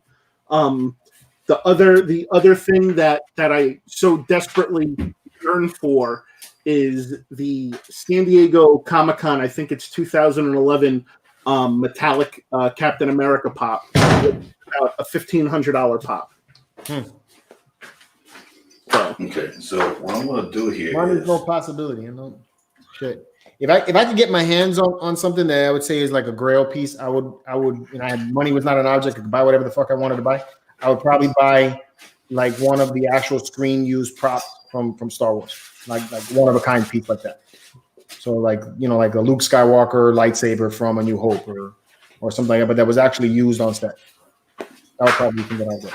I'm gonna do this for the guys here. I'm gonna let this spin for a little while here. What is it? When toy collectors answer questions like politicians, LOL. I love this turntable, George. I'll make it simple. My Grails are something that's obtainable. I just haven't pulled the trigger, but I'm gonna get them eventually. Now with all this going on, who knows? But I'll have it soon. When it comes to toy collecting, right? I'm gonna keep it simple. It's a Marty McFly hot toy with the hoverboard. So from part 2, Back to the Future part 2, which is like $500-$600. And then that's for figures for Funko Pop. It's only like $300. And I've almost bought it like 10 times with set. It's the glow in the dark Emmett Brown that they have at Nowhere Comics. Those are my two like toys. I'm keeping it simple. Now, if we're gonna go like money's no option, you know, like anything, I would honestly. But that's what makes it a Grail. It's because if it wasn't, see, like for instance, for me, my Grail was the Obi-Wan Kenobi statue, right? That's a $1,200, $1,500 statue, right? When it came time that I saw a deal on it, I didn't stop to buy it. I bought it. That to me was my Grail. That is something I grabbed. I didn't. If you passed on it, then it can't be a Grail. Well, I passed on it just because I was trying to see if I could negotiate a better price with the owner. Mm-hmm. And it's just like, dude, like when it comes to Funko Pops, okay, so to me, a Grail is what I want the most at this time. That's what I thought a Grail was. If it's like something I know I can't have anytime soon, then I misunderstood the question. Like honestly, a Grail then for me would be the DeLorean from Back to the Future. That's a Grail. Front yard. I'm with you on that one. I love that car. You know, if I had $50,000 to throw on a project right now, that's probably what it would be. Either that or the Batmobile. One of the two. I can't. I mean, shit, I could go on and on, but I'm trying to keep it simple. You know what I mean? I'm trying to keep it simple. Like, to me, a Grail is like, you know, I have a family, so it's like my girl's good with like my spending. I don't really have a budget, which is one of the questions you guys got asked earlier while I was just watching. I just try to, you know, not overdo it, and I feel like $300 for one piece of like a Funko Pop. You know what I mean? Like that's just. Now I have no problem dropping $300 on a hot toy. Why? It's different. It's like I feel like a Funko Pop is such a simple little thing, and the value is only there because we are putting the value on it. Yeah. When it comes to a statue, there's art in a statue. You know what I mean? There's something about it. It's a beautiful thing to display. You're gonna get your money's worth one way or another. With a hot toy, I feel the same way. The scope on some of these hot toys are just beautiful. Yeah, I don't think that the cost is necessarily what determines a Grail. I think in my mind it's just something that is very hard to get, you know, and it's rare that you see one come up. Like I just picked up an art print the other day, right? I got it from it's the Shadows of Tatooine with Han Solo and Chewbacca. This is an art print that I've been hunting for 5 years. It's not because it was expensive and I couldn't buy it. At the time, it was expensive and I couldn't buy it when it first was released in retail. But then after that, it became non-existent. You can't find it on eBay. You can't find it in stores. You can't find it anywhere. So that when I was able to find it again, that's why I bought it. It's not because it was very, very expensive. It just was that it's that impossible to find. And to me, that's what makes a Grail a Grail. It's a journey. It takes time to get it. You know, it's kind of like right now, I'm really big into the turtles. I'm trying to complete my turtles collection. So it's like I'm going after everything. And they have these. I just found out about a month ago about I think it's I already forgot who made it. It's like a 1/6 scale figure of the turtles that came out that were only made for China and Japan. They didn't make them in the States because the weapons are real metal.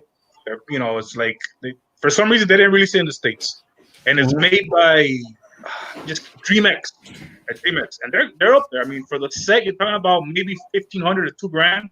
Yeah. But the thing is, you can't really find them. You find one by itself on eBay if you're lucky, but to find them all together, I've seen it, but it was like I put it. It was a bidding war. I bid on it, and I just got to a point where like my wife will kill me, so I just stopped at I think around $1,300. Yeah. And it sold for about $2 something, you know. So I guess if that's what you mean, like it's hard to get, then that's probably my girl right now. But see, this is the thing: if I had to choose between the Back to the Future Hot Toys right now or the Turtles, even though I could get the Back to the Futures at any time because they're always for sale and they're not that pricey. I mean, they're $500 to $600, so for some people it's pricey. I would go with the Back to the Future ones because I have more of an attachment to that line, to that movie, than I do with Turtles. Like I love them both because I grew up with both of them. But that movie made more of an impact in my childhood than the Turtles did. Right. See, that's the thing. Like, a Grail could be different to everybody. Like, for example, a Grail is something also that if you have, you wouldn't get rid of, I think. I have a Marty and a hoverboard that I couldn't find when I started collecting. I couldn't find it anywhere. And a buddy of mine actually bought it for me at last year because we were at Super. We were at Super. No, it was Super Fan. No, it was was that in Orlando? No, it was Florida SuperCon. Okay, so it was in Miami. Yeah, it was and SuperCon. It's not a very expensive piece, but it is a pricey for a pop. It's pretty pricey. And dude, honestly, like you offered me $500 for it, I wouldn't sell it. You know what I mean? It's only worth about $120. You offered me $500, I wouldn't sell it. Why? Because number one, I wanted that pop really bad. Number two, it came from a friend. So that sentimental value to me, it's like it's more important than $500. You know what I mean? Yeah. But I guess that could be a Grail too, even though it's not worth a lot, and a lot of people have it, but you don't want to get rid of it. It's personal. Like some people really love the XM Studios Magneto statue, and they consider that to be a Grail, and it's worth. People are paying $3,500 for that. I wouldn't pay $1,200 for it, and it's not a statue that I think it's cool, but I don't think it's worth what other people seem to think it is. So you're right. It is very personal. So. Like Junior right now is like salivating over his Batman right now.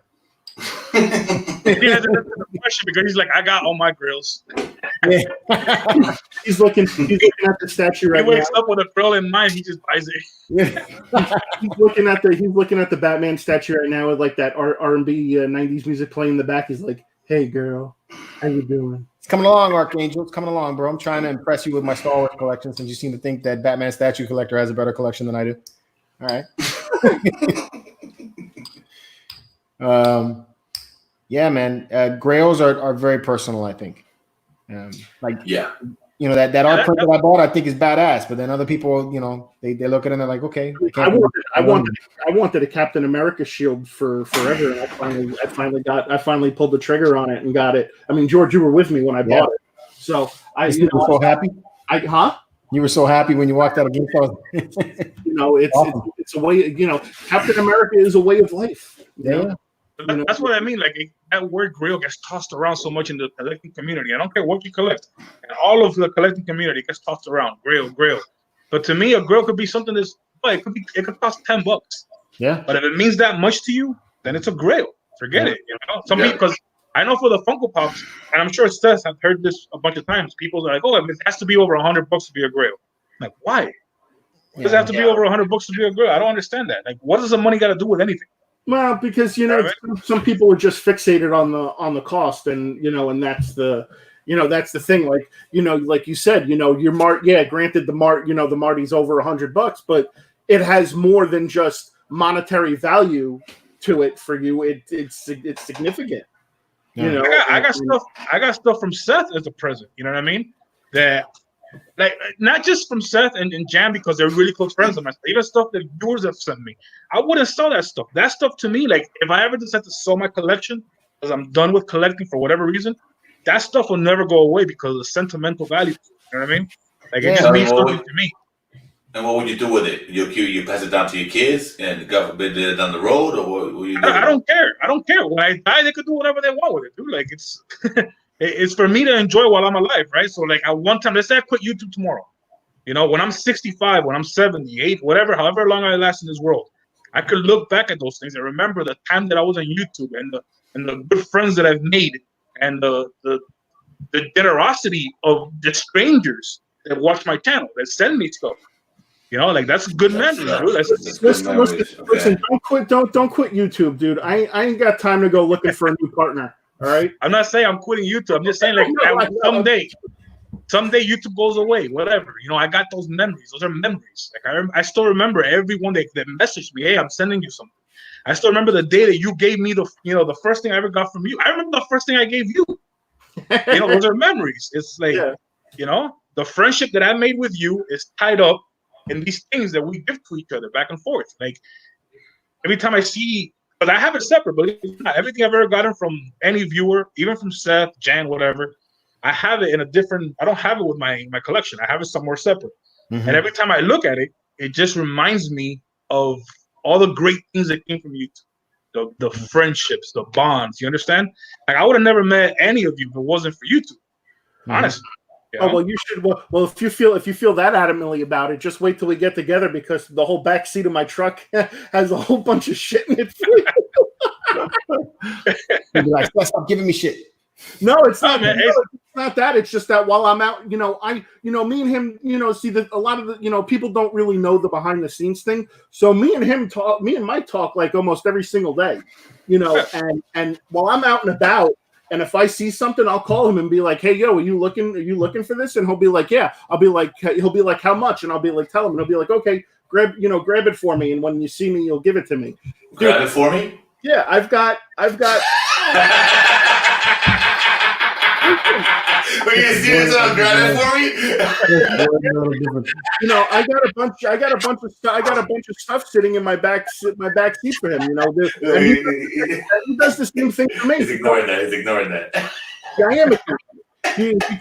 He calls me and says, "Hey," he goes, "Are you looking for this?" And I'm like, "Yeah." And he's like, "Okay." He's like, "I got you. I'll see." And sometimes he surprises me with shit too.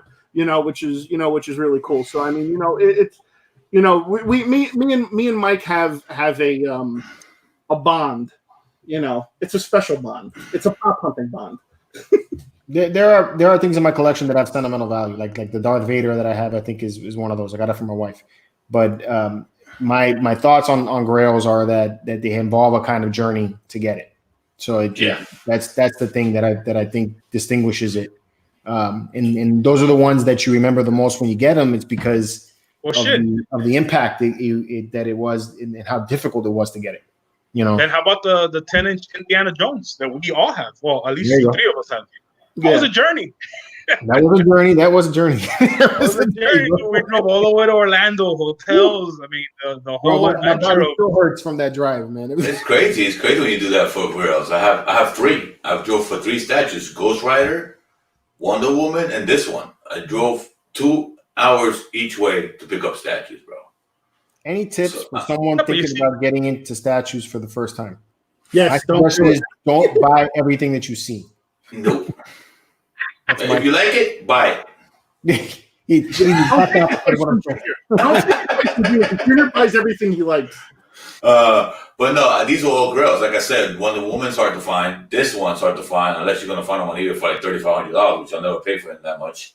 They're hard to find. I mean, they're really Grail pieces. Ghost Rider is another one that's hard to find. The Ghost Rider I can understand because that is it is a really cool statue, and it is a really hard piece to find. So I can understand making the trek for that, but this right here, only 200 in the world were made. This one, I think this one and Wonder Woman, I think it was. I think there were a couple of them made limited edition. How much does that Ghost Rider go for? That Ghost Rider is fucking awesome. Like $2,500 to $1,000, depending on people. 30. If I was gonna buy a statue, seriously, and it's not because he's my favorite, because I love the way that statue looks. It's the statue that looks badass. I love the way it looks.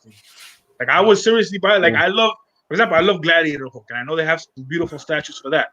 I love there's a lot of characters that I prefer over Ghost Rider, but because of the way the statue displays, that'll be my number one statue. Like that'll be the first one I would want to get. Yep. Yeah, Ghost Rider, that was a great piece. I love that piece when I saw that. Ghost Rider was a great piece. That was the first Studio statue that I hunted. That was a failed hunt. That one went for a long time. I could not get that. I'm sorry. Scrolling on the internet is not hunting. Yeah. And you also the one you had that not as a Grail piece and everybody had that Batman Samurai, man. Batman Samurai was one that Batman Samurai. That's a Grail right there. That's hard to find. It's expensive, man. They're expensive. I wouldn't call them hard to find. They're hard to find though. Expensive. You don't find that many of them. Like that, the one you have right there, you don't see those come up too often. That to me is no. You can't find a Wonder Woman. Go try to look for Wonder Woman in stores. You won't find another one. It's something that you're going to find all the time. A lot of the Iron Studios pieces are like that. It's because they made so little of them. But the Batman statue, there's 1,000 of them made. The Magneto was 1,000 made, and not to mention the knockoffs that are come out afterwards. The Ghost Rider was 1,000 made. So they come up every now and then. But you just gotta be willing to drop that $2,000 for it, which I'm not going to do. Ghost Rider, when it first came out, was well below $2,000, and it shot up like crazy. And understandably, the art behind that thing looks fantastic. To me, the Ghost Rider is XM Studios' greatest piece over the Magneto, in my opinion. Yeah, me too. But when it comes to the Iron Studios statues, like that one you got there, and even their Hawkman's hard to find. Hawkman, not just the DC ones. Their Avengers line also. Their Iron Man, their Captain America. Yes, they're hard to find too. Very hard to find statues. They don't make that many of them, man. They don't make that many. Some of them, like I think, maybe it's not Cap. Maybe it was Black Panther. One of them had an edition size below 200. But what's the point of making all right, so this is where I have to chime in when it comes to this. Sure. What's the point of having? I mean, I understand the point of the edition size is obviously to drive the sales, but if you're going to produce something, why produce only 200 of it? Make enough so everyone can get it. I understand that at the price point that it's at. A lot of people don't have the funds accessible to make that type of purchase, and I get that. But if you're gonna make it, mass produce it. Don't just make 200 of them and make it difficult for people to obtain.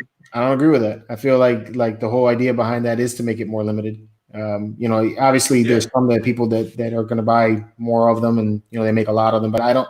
For me personally, when I got a statue or anything that cost me over $500 and they make 1,000 or 2,000 of them, it immediately turns me off of it. It's like I like the idea of having the exclusivity. Those are the ones when you buy those is because you really like the piece. So for me, when you come out with 2,000 pieces, I gotta like the piece. Well, but not that I dislike the piece. I still think the thing has great art behind it. And if you love the way the thing looks, then for God's sakes, buy it. I have the Hulk versus Wolverine. They made so many of those that they're going to be around forever. But I still own it. I like it. So if I really like it, I'm going to buy it. I'll look past the edition size. But I don't feel if it's exclusive like that, I'm more apt to maybe want to pick it up because I like the idea of having something that's that limited. And you're the same way, Seth. You got Funko Pops that they only made a few of. Yeah, but I don't have a choice in that matter. when I'm collecting a specific line, and they just happen to say, "Oh, we're only making X amount of these." Of course, I'm gonna have to get it because I want to complete the line. Not that I'm a completionist with all the stuff that Funko comes out, but like my Chrome Batman collection, the green Chrome Batman one that came out during Emerald City a couple of years ago. They only made 1,500 of those. Mm-hmm. And then when we were just in New York, the pink chrome one, they made 1,500 of. You know, so which one? Again, if you're collecting a line, you know, then yeah, that I understand. But if you're just buying a piece just because it's a limited number, I then never buy a piece because it's a limited number. No. I mean, what I'm saying is that if I have two equally badass Batman statues that look fucking outstanding, and one of them has an edition size of 200 and the other one has an edition size of 5,000, I'm probably going to buy the one that has 200 if I'm spending that kind of money. You know, when I'm buying Funko Pops, you know, and you're spending $20 on a Funko Pop, it to me that idea of it being that exclusive really doesn't bother me that much because you're not spending a lot of money. You know, but then again, the same thing. If you're got something that's very limited and it's still badass, I would still be more apt to pick the more limited badass. Well, yeah, but you know, but the Funko situation's a lot different when it comes to statues, you know, because you don't buy statues at a con because most of the cons, when they have statues there, they're just for reveals and stuff, right? Yeah, you can't buy them. But you know, so a whole for Funko collectors to go to these cons and to win a lottery spot into the Funko booth to get the pop for $20 is a big deal, especially if you're a collector. If you're a flipper, it's even fantastic because you're going in there, you're buying a pop for $20, which you're easily going to resell for, you know, the excess of whatever. I mean, when the pink chrome Batman one came out, you know, it was $20 it was $15 at the booth. People were reselling it right outside the booth for like $200-300. Okay, now, but I'm not gonna lie. I overpaid for mine. I paid $250 for it because I needed it to complete my line. But I'm not talking about the flipper. I'm not talking about the person that's buying it just to make the profit. I'm talking about you have to also think about this that we spend a lot of money in this hobby. We do. Whether you're buying statues or you're buying Funko Pops, you're spending a shitload of your money buying all these things to fill up your wall. Eventually, you're going to take and move some of these pieces to buy something else. You're trading in some of your Funko Pops right now to get Hot Toys, and that sort of thing. If you're just taking and buying stuff that is not holding its value in any kind of way, then there's no way for you to advance the collection onto the next one. It's because you're selling everything at a loss, and it's we sell so much at a loss at this point, even with the statues, that it's nice to at least have one that kind of makes a little bit of money every now and then. You're not going to take and make big money, and you're definitely not going to be able to make a living doing buying and selling these things. But if you're taking and you're going to move on to the next piece, it's nice to know that you can sell the statue for what you bought it for at least. Are there any statues in your collections that are worth less than what you paid for them at this current moment? Hulk versus Wolverine. Which one? The Hulk versus Wolverine diorama that I got. That thing's worth less than what I paid for. The Teenage Mutant Ninja Turtles. What was the original price? Original price was $650. $650, right? Yes. $650, and right now you could probably get that thing for like $550, maybe even $600. There's a little bit. But you don't lose that much, Fred. I mean, you're not going to lose that much. The Teenage Mutant Ninja Turtle set from Sideshow. Each one of those things were $350 a pop. Right now, you're lucky if you can move that thing for $1,000 for the whole four. So yes, you're constantly getting hit left and right, and just like with Funko Pops, the immediate rush. 101 people watching is awesome. That's great. The medium hype is where you're going to make your most money. So those flippers, yes, they're making their money and they're setting a market for everything. But if you're down the line and you've collected this thing, you have it, and you no longer want it on your wall anymore, and you're moving on to the next piece, something like that now I will sell at a loss to be able to move on to the next thing sucks, because I just dropped what's 350 times 4. That's what. But $1,500. But you know what also kills the hobby?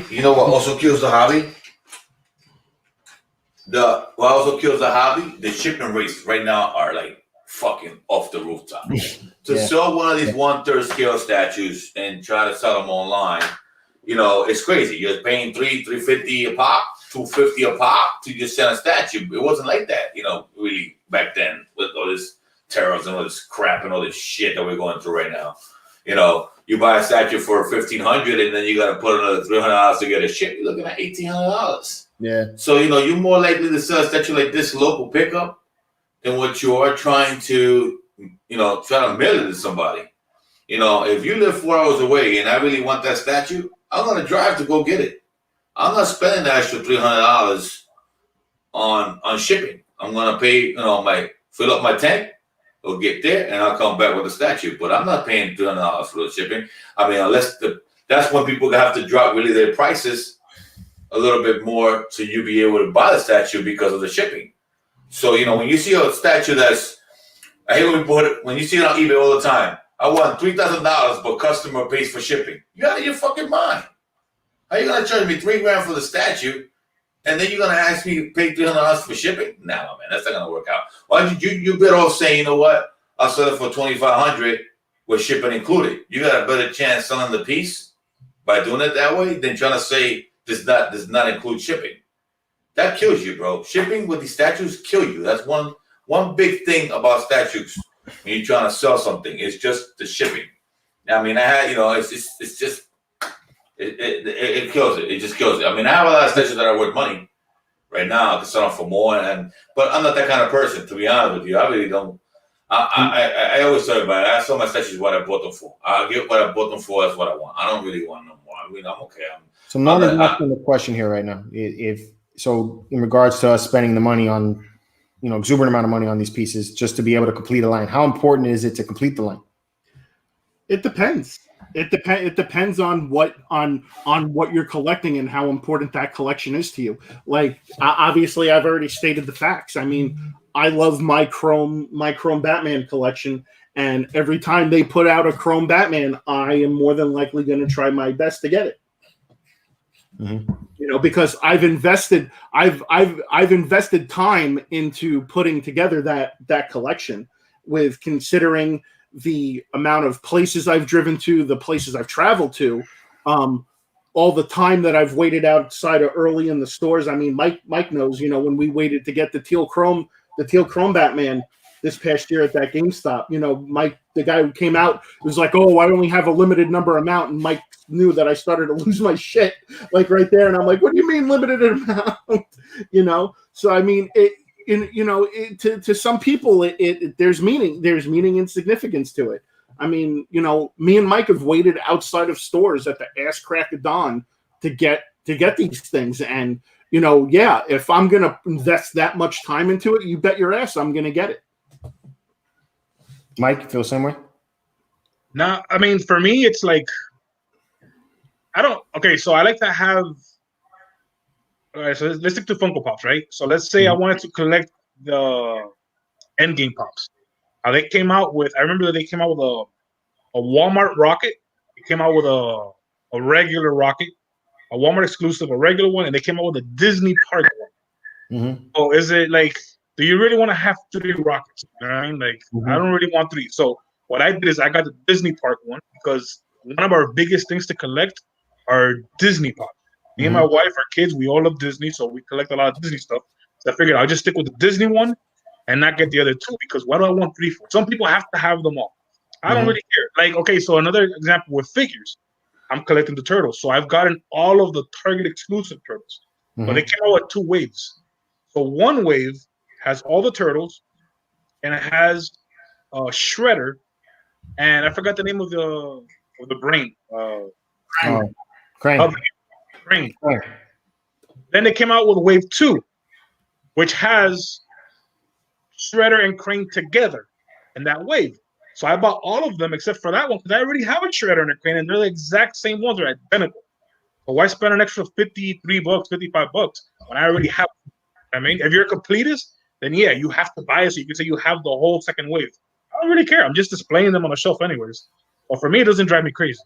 But there are people that go crazy. There's some people like, I gotta have them all because they exist. If it exists, I have to buy it. I don't care, dude. For me, with sets, with Arcane.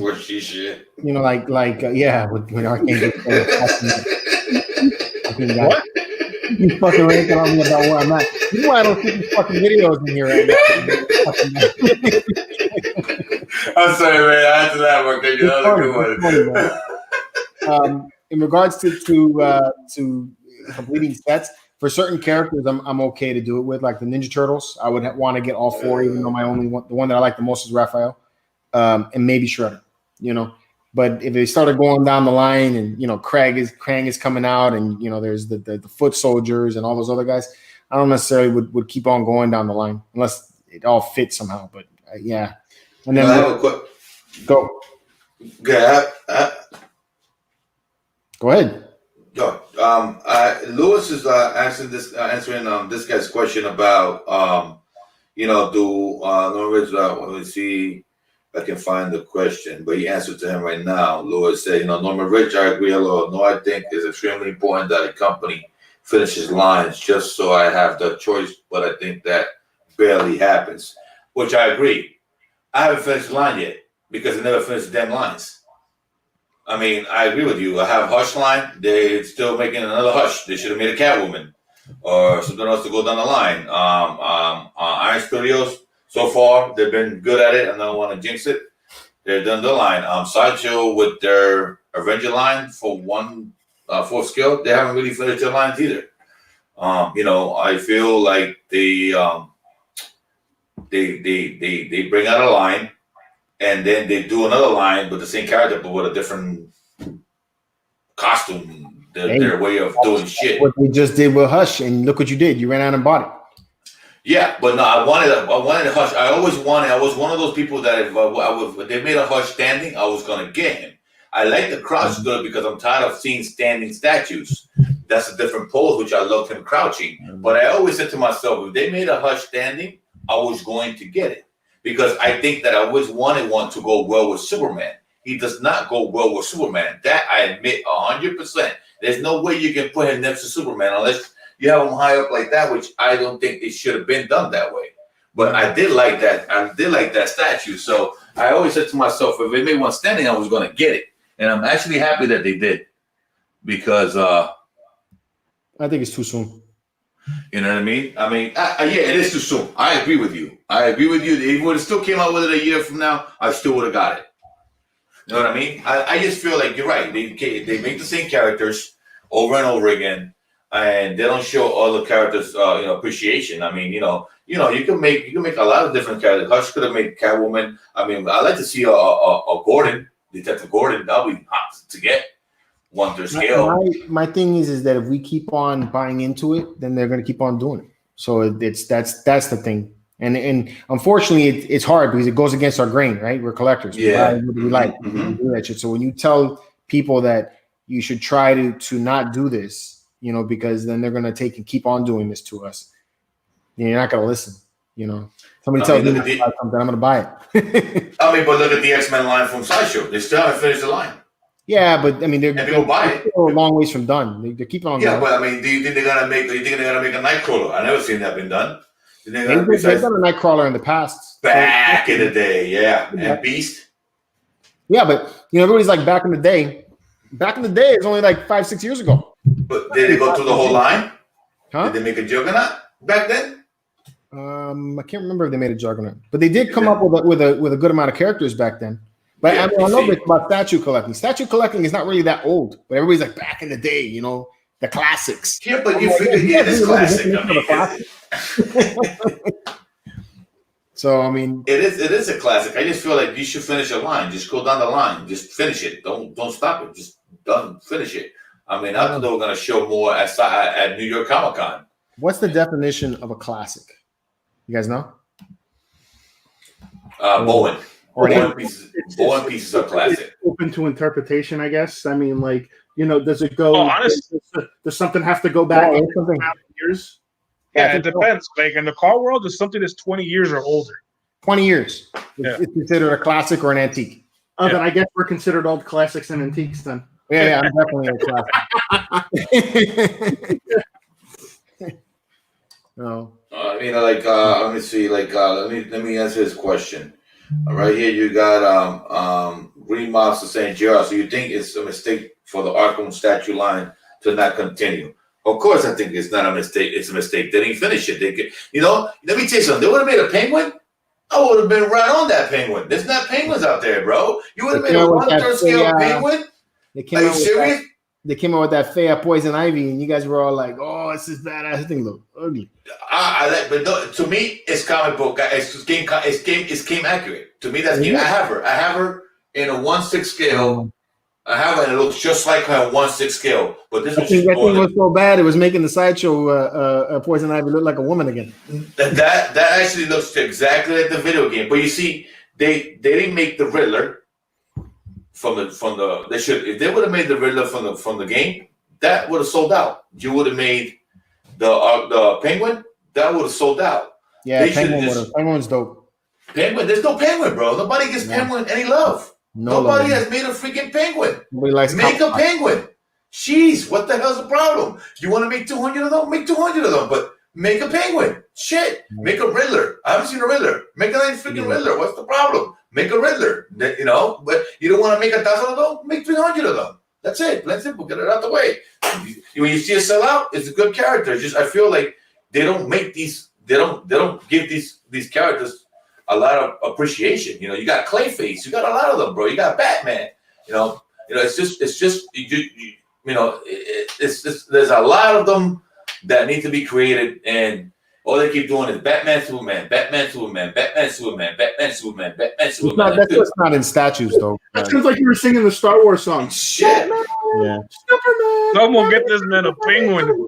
Yeah, man, give me some, man, because it's just the same. Look, when they came out with Hawkman, I got them because they by time when they came out with Huntress, about time. Patrol wants a Mr. Freeze Arnold version.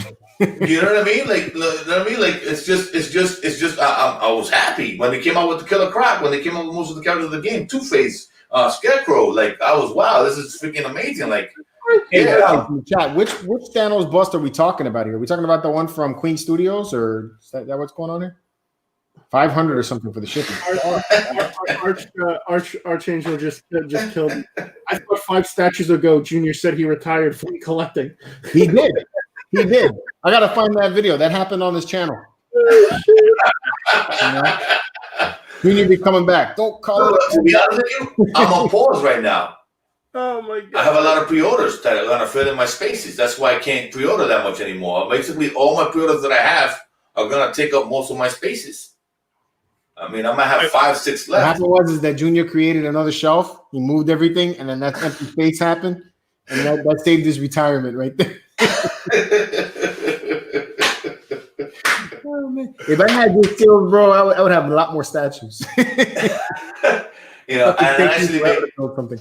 Look, I wasn't gonna buy the diorama, X-Men diorama from Iron Studios, with the Sentinels. I ended up buying 2 of them instead of the 3. So I made some room in the Marvel room, which I'm gonna end up moving the sofa back towards the shelves, and then I'm gonna buy a nice center table for it, and I'm gonna put them right on the center table. Those 2. So I thought, and then I might, depending how I feel, I might end up getting rid of my 1/4 scale X-Men line. Oh shit! Really? 40 minutes ago, he was running out of room and he's done, but now he's rearranging furniture just in case. Again, Archangel Junior retired, but still has 37 POs. Doesn't my retirement count, Ark? Then you had a 3rd statue room full of toilet paper. Oh man, dude! Now I've been buying figures, man. That's what I've been. Yeah, I don't have the Hot Toy itch for real yet, but I do buy a couple of them though. Yeah, you've been diving into the Black Series stuff. Got a lot of the Black Series. Well, mostly just the Troopers and the Mandalorians. Anybody wearing a helmet, I'll pick it up. Oh, yeah, it's a lot more affordable in the statues. Huh? I got back into the Black Series recently because of the Mandalorian. You pre-order that what is it? The Boba Fett. The Boba Fett and do you have the heavy artillery? Yeah, I got the heavy artillery on order too. Oh, you did pre-order? Okay. Yeah, I got it. What are these, George? Hot Toys? No, these are Black Series figures. I saw you were collecting Marvel Legends. Yeah, Seth has been collecting Marvel Legends. Yeah, me and Mike go hard on the Marvel Legends. I saw you sell a Red Hulk. Did you get rid of a Red Hulk, George? No, I don't have a Red Hulk. Did you have one? Did you sell it on the marketplace? Yeah, that's what I'm saying. I don't have one anymore. Yeah, you sold it? Oh, yeah, fuck. Yeah. You sold it already, right? Yeah. I saw you posted it up, but I don't know if you sold it or not. Yeah. I also, to change the subject real quick, I also started collecting creative comics.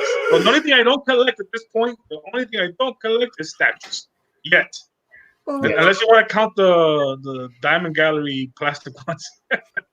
Or just collecting POs for flower artwork.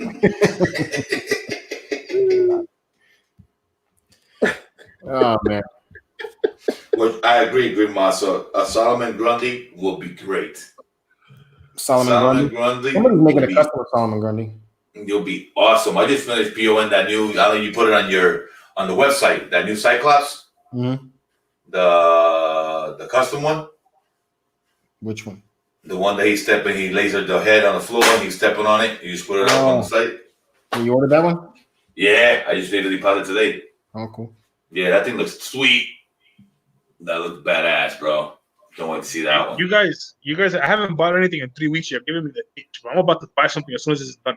I need something to come in the mail. I need. Put you a link, OG. You can buy that. Yeah. The Black Series is Commander Bly. That's crazy. Yeah. Did you get that Stormtrooper that they dropped also from? The carbonized boxes, that chrome box. No. They also GameStop has a Stormtrooper Commander. It's from what's that game? The Force Unleashed. It's a Stormtrooper, but he's got like blue lines in it and everything. Oh no, I've seen a bunch of people post it, but no, I didn't get that. It's pretty dope. I like that one. Pick that one up also. I had a little Black Series buy. I'm not used to pre-ordering, like buying stuff online, dude. Like I normally don't, but because of what's going on. I feel you. Seth fills me in on the whole thing. I'm not a real collector because I don't spend gas. George, that's I don't care. I don't care how stuff. I just like to pick it up in person. You know what I mean? I just like to have it on the spot. But because of what's going on, I see a bunch of people posting stuff. I found out about the pre-orders for the ones, the heavy artillery and all that stuff is because of Seth. And so I still pick it up in person, bro. I go out the front door and I pick it up right there, right in person. Dude, I would love to go out the front door. I'll do anything. Can I pick it up for you? I'll drive to West Palm, dude, wherever it is. Sometimes I even deliver it to the store, so that way I know. I just go right there, go pick it up. You know what I did today? And Seth was on the phone with me. I started my truck up and I started driving around the neighborhood. Just because I haven't moved the truck in 2 weeks and I didn't want it sitting too long. That was the most fun I've had in 3 weeks. Was driving my truck around the neighborhood. I had to start up the Challenger the other day because I started it up after it sat there for like a week and a half, and it made the valves started making a fucking hell of noise, bro. And I got freaked out at first. I was like, great, I'm gonna have a broken car.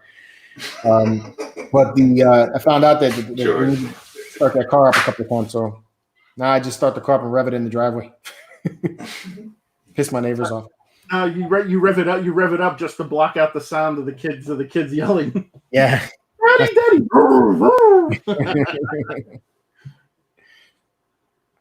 The Force Unleashed is the name of Junior's sex tape. Oh my god. Force Unleashed. Got a bunch of these things. All day. He said the Force Unleashed is the name of Junior's sex tape. We got jokes today. Well, you know what? Everybody needed this, man. Everybody's in quarantine. Everybody's just hanging out and just, I'm glad we came out and did this today, man, because, we needed some time away from all the freaking chaos going on in the world. It's good to get away, to our own little world. Hey, you still going to, if they don't cancel, have they canceled the one in San Francisco or San Diego? You mean Santiago? San Diego Comic-Con? I haven't heard that they canceled it yet, but I haven't got any messages saying that it's been delayed either. So I think everybody's hoping that by June it's all over. Would you go? I don't know, man. Honestly, with the cons, I think it's going to be a wash. and the problem really is that I've already spent a lot of money to go to San Diego Comic-Con. So it's like I'm either Dude, gonna pay that money. I lost $450 because of MegaCon. Really? Yeah, Airbnb'd the house. I think we did it in beginning of February, and so they said we got it for April 16th, and they sent out this thing saying that everybody that booked up to April 14th will get a refund. So for 2 days, I'm out. I mean, we're still trying to talk to them. They said the owner of the house is not giving a refund. That's done. But they might give a percentage back. Airbnb might take the hit and give a percentage back to people. We haven't heard anything yet. And the house was $900, so we gave $450. We gave half up front. That's okay. That's fucked up though. That you give your money back. I'm not usually that. It's hard. There's a virus out there. What you want me to do, bro? Yeah. I know. Be like, you know what? I got the coronavirus. I want to still go to your house. That I then you're not gonna give my money back. Oh no, I want you in my house. Oh, all right. So give my money back. We already canceled it. They let you cancel it, but you're out that money. Plus the ticket to the con. So you out of your money. Your money should be refunded. Like, dude, I could have bought a Marty McFly hot plate with that. You know what I mean? In reality, who you can blame for that, right? Carol fucking Baskins. Fucking bitch. I'm just glad I didn't take money from nobody, because Seth was gonna come up and he was gonna shoot me some money for his room. Humpty was gonna shoot me some money. I didn't take money from nobody, so if not, then I'll have to pay everybody back on top of me losing. That. So that's crazy. Just glad you asked out on the airbin for San Diego. Not necessarily the tickets, but and I got the plane flight too. So the plane flight, at least the airline is willing to give it back to me as a credit, but I can't get the cash back. So what about the Airbnb? Huh? What about the Airbnb? What about the house? Same thing. The deposit on that one, I may not be able to get that back, but everything but the deposit, we would be able to get back from that. So, and that you're talking about $2,000 for the week. So wow. So you're losing that. Deposit's not that much, but $2,000 was the total cost of it. So the deposit I think was I want to say $500-$600. Oh my God. Yeah. So I don't know. We're going to see what happens as this goes along. New York, I already bought my plane tickets, so we'll see. That's another one. They'll refund you that. They're supposed to refund people back. I think what I'll do with that is if I'm not going to go to New York, is I'll just go visit Junior. Yeah, it'll be cheaper. Than I ever will in New York. It'll be cheaper. We could do the room tour. There you go. Yeah, we could spend time and do the room tour. Have a junior con.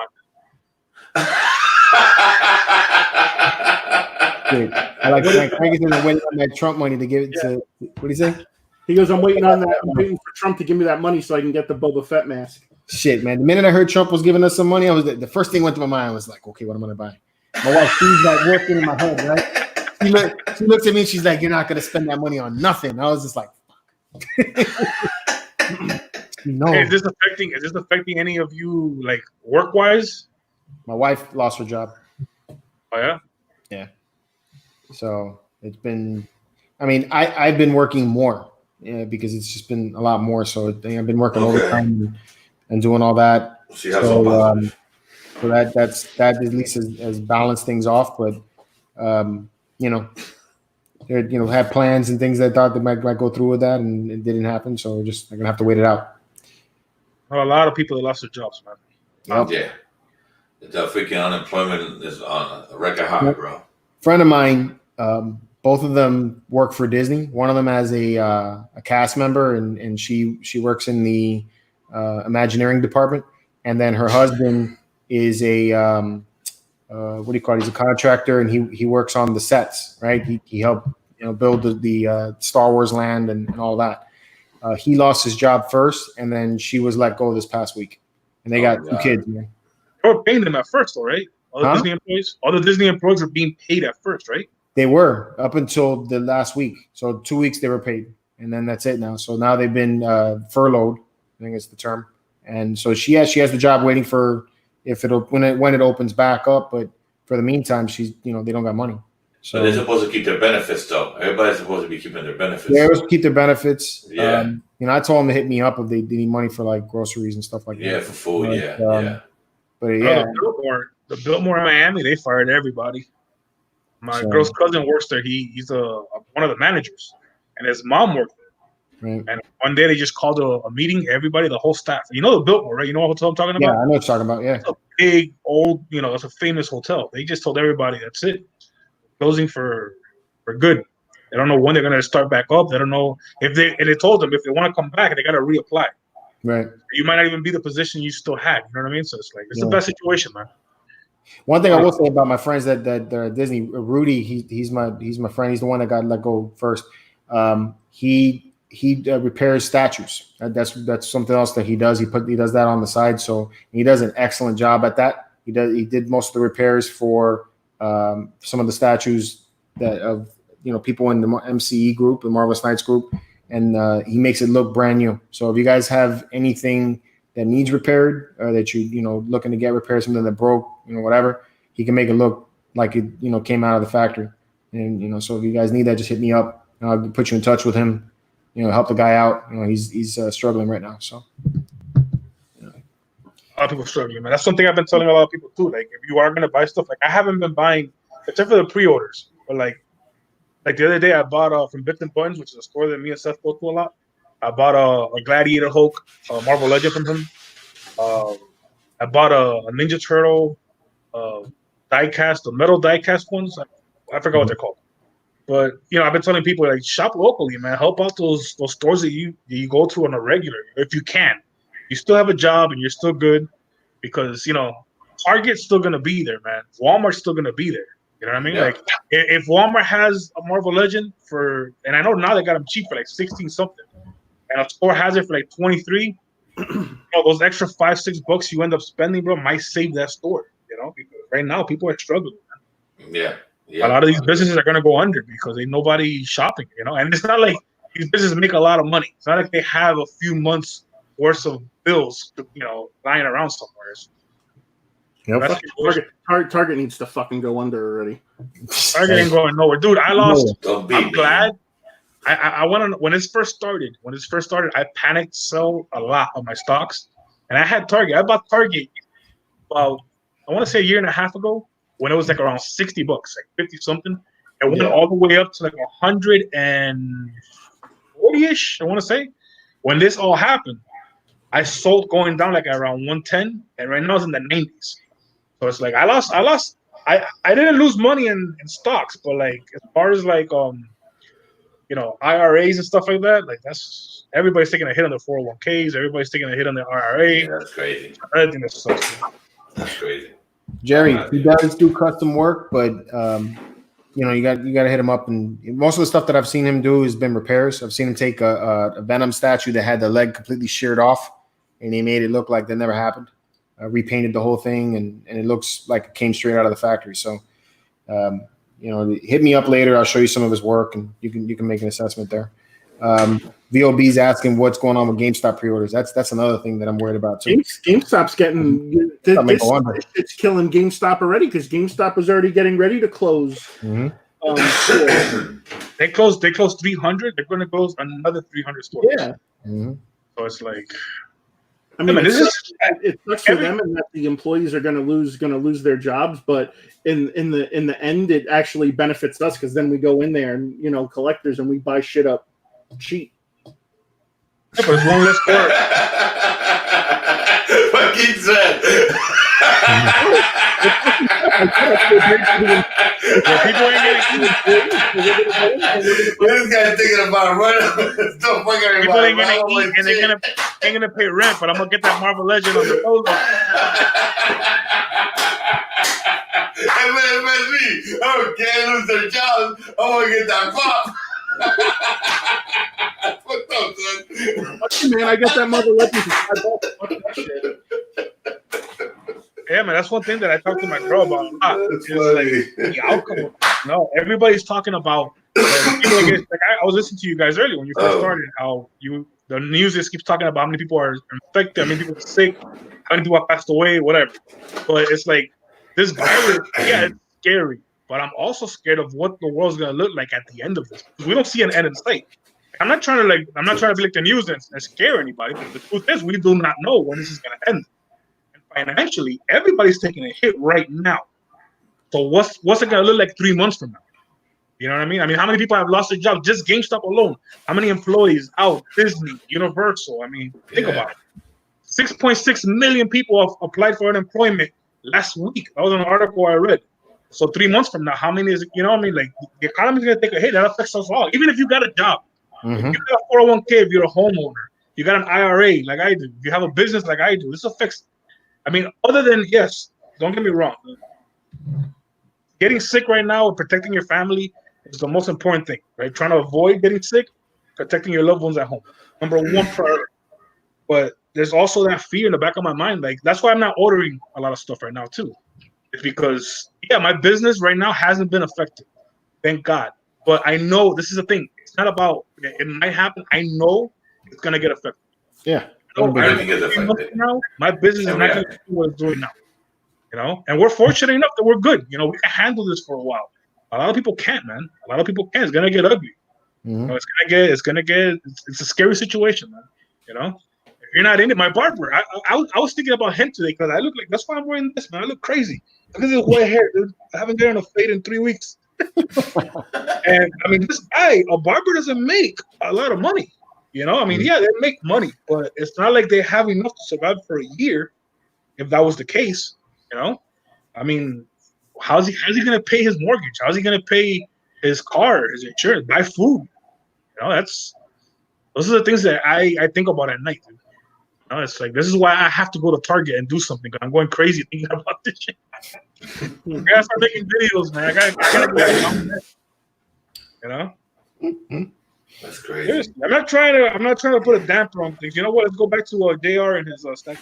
Nah, man, we're good, and I love everyone. It was great to be on, bro. Somebody anybody do customs, make them a I'm gonna keep this show going on for another hour, Junior. Don't think you're going anywhere, bro. You're good, bro. Like, dragging you on. He's like, my ass is going to go upstairs, enjoy my last hour with my wifey, you know, and this is our first. Junior's trying to get off the show. And close the no. I gotta close the night with, I gotta have other responsibilities at home. That MCE training just wants to leave the station already. I'm hearing. No, you're a better man than I am, dude. I'm hoping we stay on a little longer, so I don't have to go back. You know what I mean? I feel that. I love my kids to death. I love my kids to death, dude. Well, my baby's sleeping already. Everything's quiet upstairs. How old are your kids? Well, I have my other kids don't live with me. I have one. He's 1 year and 4 months in my house. My other big 4 months? Yeah. Do you have one child in your house? Yeah, but I have all 5 in total. Yeah, but in your house, I have 1 right now. You're not allowed to talk, then, dude. That's why you want to leave. That's why you don't care. That's why you're like, that kid can't even freaking say a word or back talk. Oh, he's a pain now, dude. I love him, bro. I love that kid. He's a handful, though, man. I'm sure you love him. He's a handful, bro. He's a handful, man. He's a handful. When I had 1, it was awesome. Not that I love the second one, but still, when I had 1, it was a lot easier. Before we came on the show, I was looking at Melissa. I was like, is there any way we can return them and say that they were defective? Gerald doesn't know that it was children. Oh, man. But it's been a ride, man. I'm happy that, we did this today because I needed this. True. George, you got any videos dropping this week? I don't know. Just like, I don't give a fuck. I'm bro. You know, Steph calls me up every day. My other friends call me up, Humpty. Like, yo, when are you releasing another video? Like, I don't know. Yeah. One thing I'm not. It's not that I'm lazy. It's just that I'm working on the room and I'm trying to get all that stuff done. So it's like after I get done doing all that, last fucking thing I want to do is shoot a video of these statues. So yeah. I got reviews to do, bro. You're not filming the process though, building the stuff and setting up the room. Oh yeah, that's being filmed as it's happening, but it's not something that's ready to produce. Yeah, but that'll be a dope video when you're done. Yeah, the footage is all mounting up, but I got I got like 7 statues to review right now, some shit like that. And you know, I'm watching everybody crank out the videos. Got to get the statue out first. Make sure you get that statue review done first. Fuck that. It'll get out when it gets out. All right. So with that being said, I have a video coming out tomorrow. I have another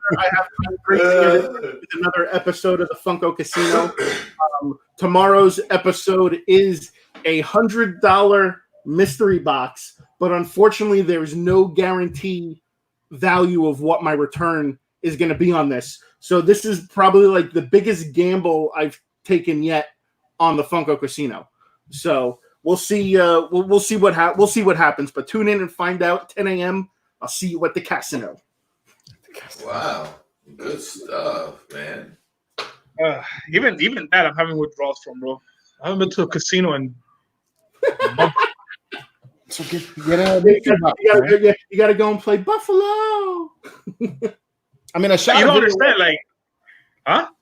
I shot. I've been shooting little videos here and there. I do it as it comes. If I feel the urge at the moment to do it, I'll do it. So I gotta start. It kind of keeps you, all insane. Like what I've been trying to do. I know now I can't do it. It's because the rooms. I took out the computer now too. But I was trying to shoot some video game videos. I've been playing Doom Eternal. Bro, okay. That's fucking dope. That is a cool game. And I can't get the audio to sync right. I've been trying to mess with that for a little bit, but yeah. So I've been doing stuff like that. Yeah. I gotta do, man. I gotta buy a PS4, man. PS4? Yeah, because my kids have one. I don't have my own. You know what I mean? I gotta buy my own so I could do something. Because you dad, man. Dad that shit, bro. Come in and take that shit from the kids. Yeah, all right. That's the only thing keeping me sane, dude. I ain't taking the devices. Like, nobody's getting grounded in this house. While this is going on and there's no school, ain't nobody getting grounded. I ain't taking no devices. Nobody. I'm thinking about buying one of them virtual reality things, man. Just so I can feel like I'm out. You want to do that? Why don't you buy The Sims and play it on your PC? Yeah. I mean, I've been trying to stay busy, but sometimes, I mean, they gotta I go to work to keep me busy, but when I get home. Junior comes home. Junior sits down, comes downstairs to the basement where his statue room is. Sits there. He pulls up a map that he has drawn out where everything is and laid out, and he sits there. Okay, how can I make more space? That's what Junior's doing with his free time. You know what? I am not gonna lie to you, but that's not me. I don't have time. I don't come down here till like after 8:30. My son goes to sleep between 8:30. I like to spend time with my son. That one thing I love him. I gotta tell you that I don't. I come every day, and my wife can tell you this. I come home and I spend all my free time with my son. When I get home, I don't come down here. I bring him down with me down here. He plays with me down here. I bring him upstairs. I'm with him on the deck. I go for a walk with him. Every day I come home from work, me and my wife put him in the stroller, and we go for a stroll. But I live in the woods, so I'm able to walk around here. It's not a heavy population. I do that with him every day. And when we put him down to sleep between 8 and 8:30, that's my spare time. Then I come down here. I put on my PlayStation, and I ain't not gonna lie to you, Seth. I do some sit here and I can, and my wife can tell you the same thing. She comes down and she be like, "What are you thinking? How can you make more space? Give up. You're done. You're done. There's no way you're gonna get more space. You're done. You're like, I wonder how much it'll cost to move that wall back 10 inches. I wish I could move walls, but that's done too. I can't. That way it's her gym. Is that what we live there in wall? Does it have plumbing in it? And I do think about that, but I've thought about it hard, and I can't do it anymore. I'm done. How many bathrooms you got now? You don't mind me asking. I only got 2 bathrooms. You only got 2 bathrooms? Mm-hmm. You guys can get away with 1. I got 2, but the bathroom's upstairs. Can't wait. Remember, where I live, I have a basement. You guys don't have basements in Florida. No. I have a basement, so I have a whole 2 levels upstairs. So the basement's actually mostly mine. And what's it being used for now? That's my 2 rooms. I have 2 rooms. I have a gym, and then I have a laundry room. Also, that is the basement. You have your display at. Yeah, well, this DC room and my mother room are both in the basement. Okay. And then I have my gym in the front, and then I have the laundry room in the back. Well, you get rid of the gym. You got another room. I can't do that. I tried that already. You haven't met Brienne, bro. You haven't met Brienne, bro. Nah, Yeah, thank you. Brienne, man. Thank you, bro. You'll understand, bro. No, bro. I'm not. Brianne's not even wants to see one statue even flowing into that gym. Yeah. Because she'll break it, bro. And when she means it. She'll break it. Yo, your chat is awesome, dude. You guys have great viewers, man. He just had the fat guy suggest get rid of the gym and they're not going in on him. Like, dude, that's. I mean, all the jokes are coming through my head right now, but I'm fat too, so I can't say shit. It's all about priorities. Everybody's fucking with me. Junior needs a separate room just to cover the fucking wingspan of that Hawkman statue. Yeah, dude. I mean, Jesus. It's funny because I always see tell me, and I tell her, sooner or later, in 3 or 4 years, guys willing to help, everything's fine. I want to buy a new house.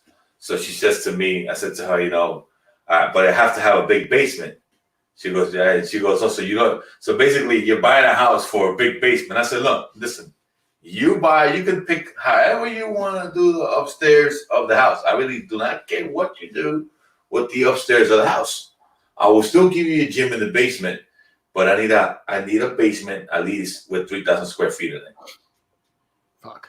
Damn. That's what I told her. I mean, that's what I want. That's what kind of house I'm looking for. The whole house. That's what I want. In the basement. I want the whole basement. I said, and I'll make it work for everybody. I'll make a theater room like I'm doing. But I want one big room. I don't want them separate. I want them all in one big room. And TV, and I want all this the way it is. And I want a pool table. I want to do all that kind of stuff in one big room. You know what I mean? But I said, the only thing that'll be a deal breaker for me, if I don't like the basement. So. Jerry's right. You could put 20 more statues on those shelves you got already that you made room for. Where? You haven't got rid of any statues. What statues? The ones that are missing on the shelves below you. Oh yeah, this is all for prime. This is all for like prime one. This is all for 1/3 scales at the bottom.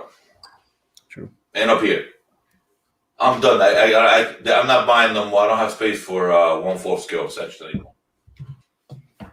I have no more space for 1/4 scale. Everything I have available is all for 1/3.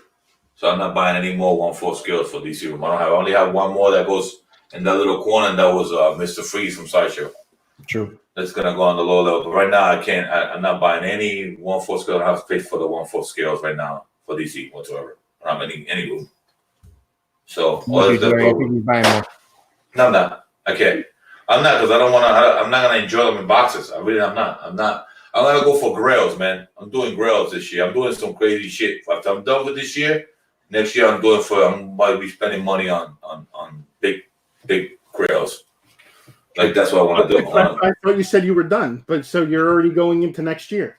Yeah, but Grails. I'm not buying like he's done with the petty stuff that he has now. That's yeah. He's done with the. Those are the commons that he has there. Yeah. I'm going legendary in 2 years, right? I'm going epic. You made it sound like a video game. Common.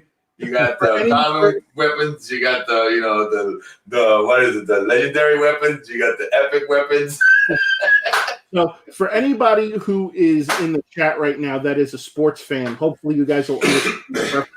Junior is like the Brett Favre of statue collecting. Okay, Brett Favre just couldn't know when to retire, and he bounced from team to team. So Junior says he's going to retire, but then he gets pulled back in.